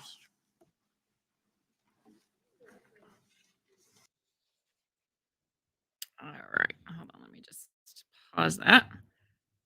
Okay, well, that was a fun one, huh? All right, so one thing that I learned from this hearing, I don't know if you did, was about cognitive security. That's crazy. That is absolutely crazy. I wanted to take a look at this. So this is from the OODA, I don't know if OODaloop.com. And OODA stands for Observe, Orient, Decide, Act as a 4-step approach to decision making. And they're talking about CISA's, let me get down to it. Hold on. Let me share the screen with you about cognitive security. Because that's one of the scariest things for me. But this is just, I think, talking about kind of what they're doing, their updates and such, their mission statement. The main output of the meeting. Oh, so that was the mission statement in December 2021. Wow. I didn't realize it had been that long. Wonder when they, I don't know if it says when they started with the cognitive security, but protecting critical infrastructure from mis, dis, and malinformation, the MDM subcommittee. Uh, Subcommittee, this is funny. The subcommittee is evaluating and providing recommendations on CISA's role in confronting MDM, which misdis and malinformation, harmful to critical infrastructure, in particular election infrastructure. Infrastructure, why do I have such a problem with that word? During the meeting, the subcommittee chair recommended that CISA focus on addressing MDM risks that undermine critical functions of American society. That undermine critical functions of American society. Do you realize what they're saying here is that you don't know how to think for yourself? That if you're going to be exposed to this information, it's just going to completely corrupt you. And so they need to help you think about it in the correct way. That's absolutely insane to me. Let's see, does this say anything about the spread of false and misleading information can have a significant impact on CISA's ability to perform that mission? Oh, God forbid. The spread of false and misleading information poses a significant risk to critical functions like elections, public health, financial services, and emergency response. Yeah. So basically, they want you to think the way that they want you to think. Oh, this is rich. Look at this. The First Amendment of the Constitution, we're right here. The First Amendment of the Constitution limits the government's ability to abridge or interfere with the free speech rights of American citizens. I actually believe that it opposes the government's interference, not limits it. Opposes the government's interference with the free speech rights of American citizens. That's why it's the First Amendment. The First Amendment, the most important amendment. First Amendment and freedom of speech are critical underpinnings in our society and democracy, or our, as David Hurley would like me to say, our constitutional republic, because we are not a democracy. These recommendations are specifically designed to protect critical functions from the risks of MDM. So, while being sensitive to and appreciating the government's, look at this, the government's limited role with respect to the regulation or restriction of speech. That's the problem right there. The government should have no role in the regulation or restriction of speech. That just blows my mind. But that's where we're at. That's where we're at right now. Now, hopefully, it'll be interesting to see. So the Supreme Court right now, there's the case, I think is Missouri versus Biden. I think that's what it was. Where just looking to see if they say anything in here more about cognitive security. It doesn't look like it. Let me remove that. So Supreme Court is going to be looking at that I believe at the beginning of next year, though they're having some other issues with Trump cases that they're going to have to expedite. So I'm not sure if that will push off the Biden case specifically. And this is absolutely crazy. So I don't know if you guys have been following the court cases. They're trying to get Trump off of the ballot in Colorado and several other states. But in Colorado, the judge had ruled on it. And she basically said, no, we can't take him off the ballot. That, it's tantamount to election interference. I'm not taking him off the ballot. And so I can't remember who the plaintiff was in the case. I don't think it was the government. I think it was a group of private citizens. I'd have to look at the paperwork. But they appealed it. So they went to the Colorado State Board of Appeals and they overruled it. And so they said that unless the Supreme Court rules that the initial judge's ruling was correct, he's off the ballot. And they're going to keep the ballots from being printed up until I think they're giving the Supreme Court until January 4th or 5th. So not much time. What is that? 15, a little over 2 weeks from now. But otherwise they're taking him off the ballot. Ooh, sorry. So the state of Colorado, folks, if you live in Colorado, the state of Colorado is taking away your right to vote for the person that you would like to vote for. They're not even giving you the option to vote for Trump unless the Supreme Court intervenes. So they are going to have to really rule on that very quickly. So it's the 5th. Thank you, Tim. The 5th. Yeah, January 5th. So they're giving them very little time. That's absolutely insane to me. So I know it's a tangent, but it's just like taking away rights left and right. They're just taking them away. It's incredibly frightening, actually, that they're doing this and they're getting away with it. So hopefully the Supreme Court will rule and say, no, no, no, the initial district judge's rule was correct. We're overruling your appellant ruling, or whatever, appeals court ruling. We'll see. I mean, craziness. So yeah, apparently, going back to what I was originally talking about before I went on my tangent, there is cognitive security now with CISA. Awesome. They want to make sure that you think the way they want you to think. And yes, thank you, David Hurley, the founders warned us, hence the Second Amendment. Because why? The Second Amendment protects the First Amendment. Absolutely.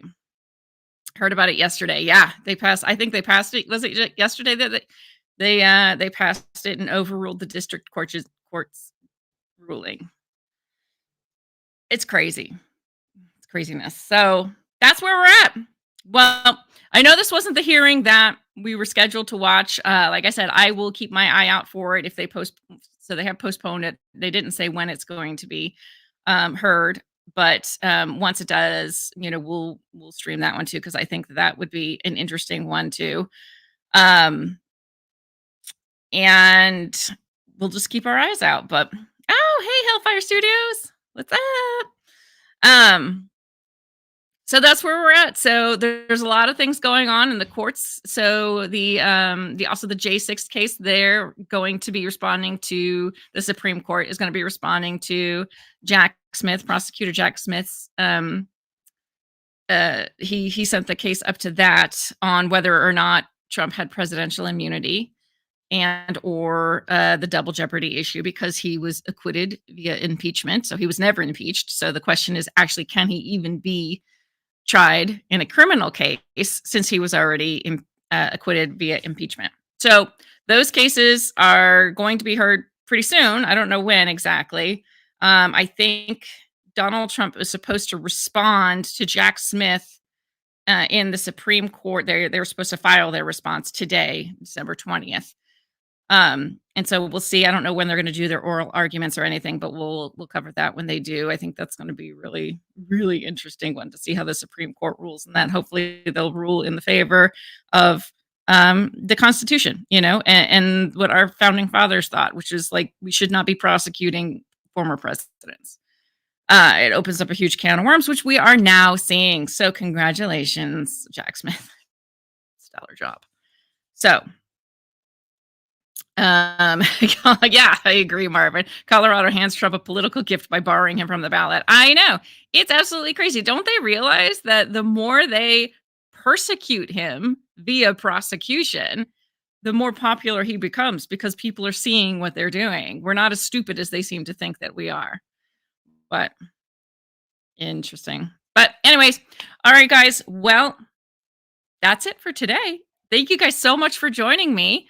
I had fun watching it. That was a great hearing. I'm so glad that I finally got to watch it, because I've been meaning to. So I hope you guys enjoyed it. It seems like everybody did. You guys have had some great comments in the chat.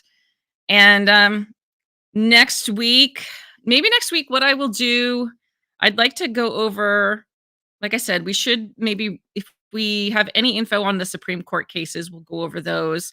Otherwise, we'll find something interesting. It's going to be difficult because it's, the week of Christmas and in between Christmas and New Year's. So there's not a lot going on, but like I said, the Supreme Court's going to have to work. Sorry, guys. They're not giving you any time. So we'll see if they do anything. And if not, maybe what we can do is go over the kind of Hunter Biden, Joe Biden, the evidence that they have right now in response to what Congress is looking into. So we could go into the evidence today. So, all right. Or not today, but next week. All right, guys. Thank you guys so much. It has been wonderful hanging out with you. I hope you had a good time. I had a good time. And I will see you next week. I'm not sure what day because of Christmas. So maybe Tuesday or Wednesday. But we'll find a good day. And I'll put it up ahead of time so you know. Thanks, guys. And I hope you have a wonderful day. And yes, if you celebrate Christmas, Merry Christmas. And much love to you all. I will see you soon. Let me get a song to take you out on. We'll do this one today. Oh, no, wait. Did I have? Hold on. Remember I said I had that other one. Oh, I didn't upload it yet. Dang it. Okay. Well, this is a good one. So go out on this one. All right. Bye, guys. Lay you down on the softly spoken words and oceans that delight, but you're right down the path I know too well.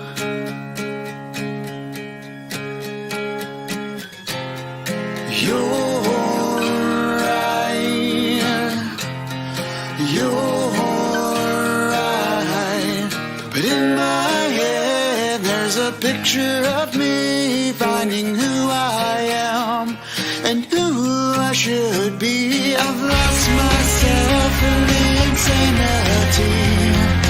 I know now I'm finally free.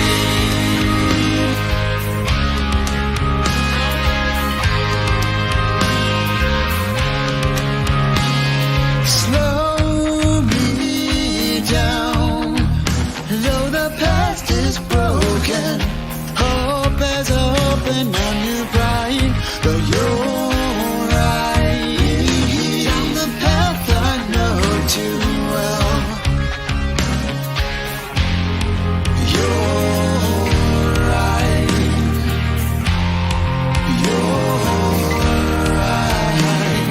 but in my head there's a picture of me finding who I am and who I should be.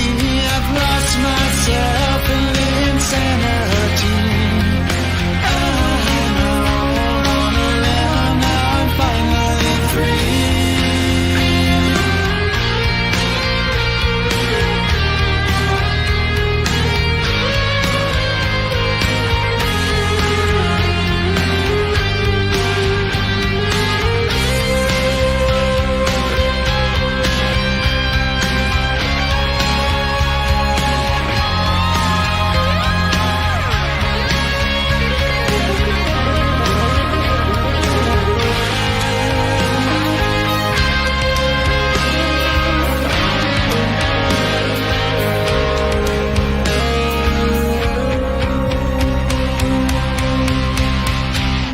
But in my head there's a picture of me finding who I am and who I should be. I've lost myself in the insanity.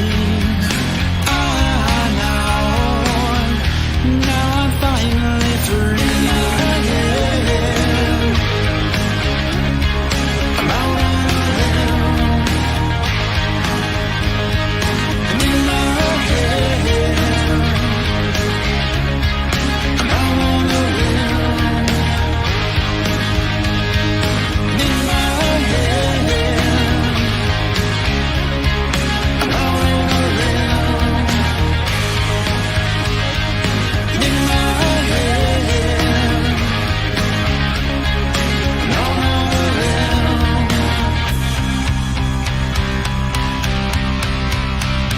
I've lost myself.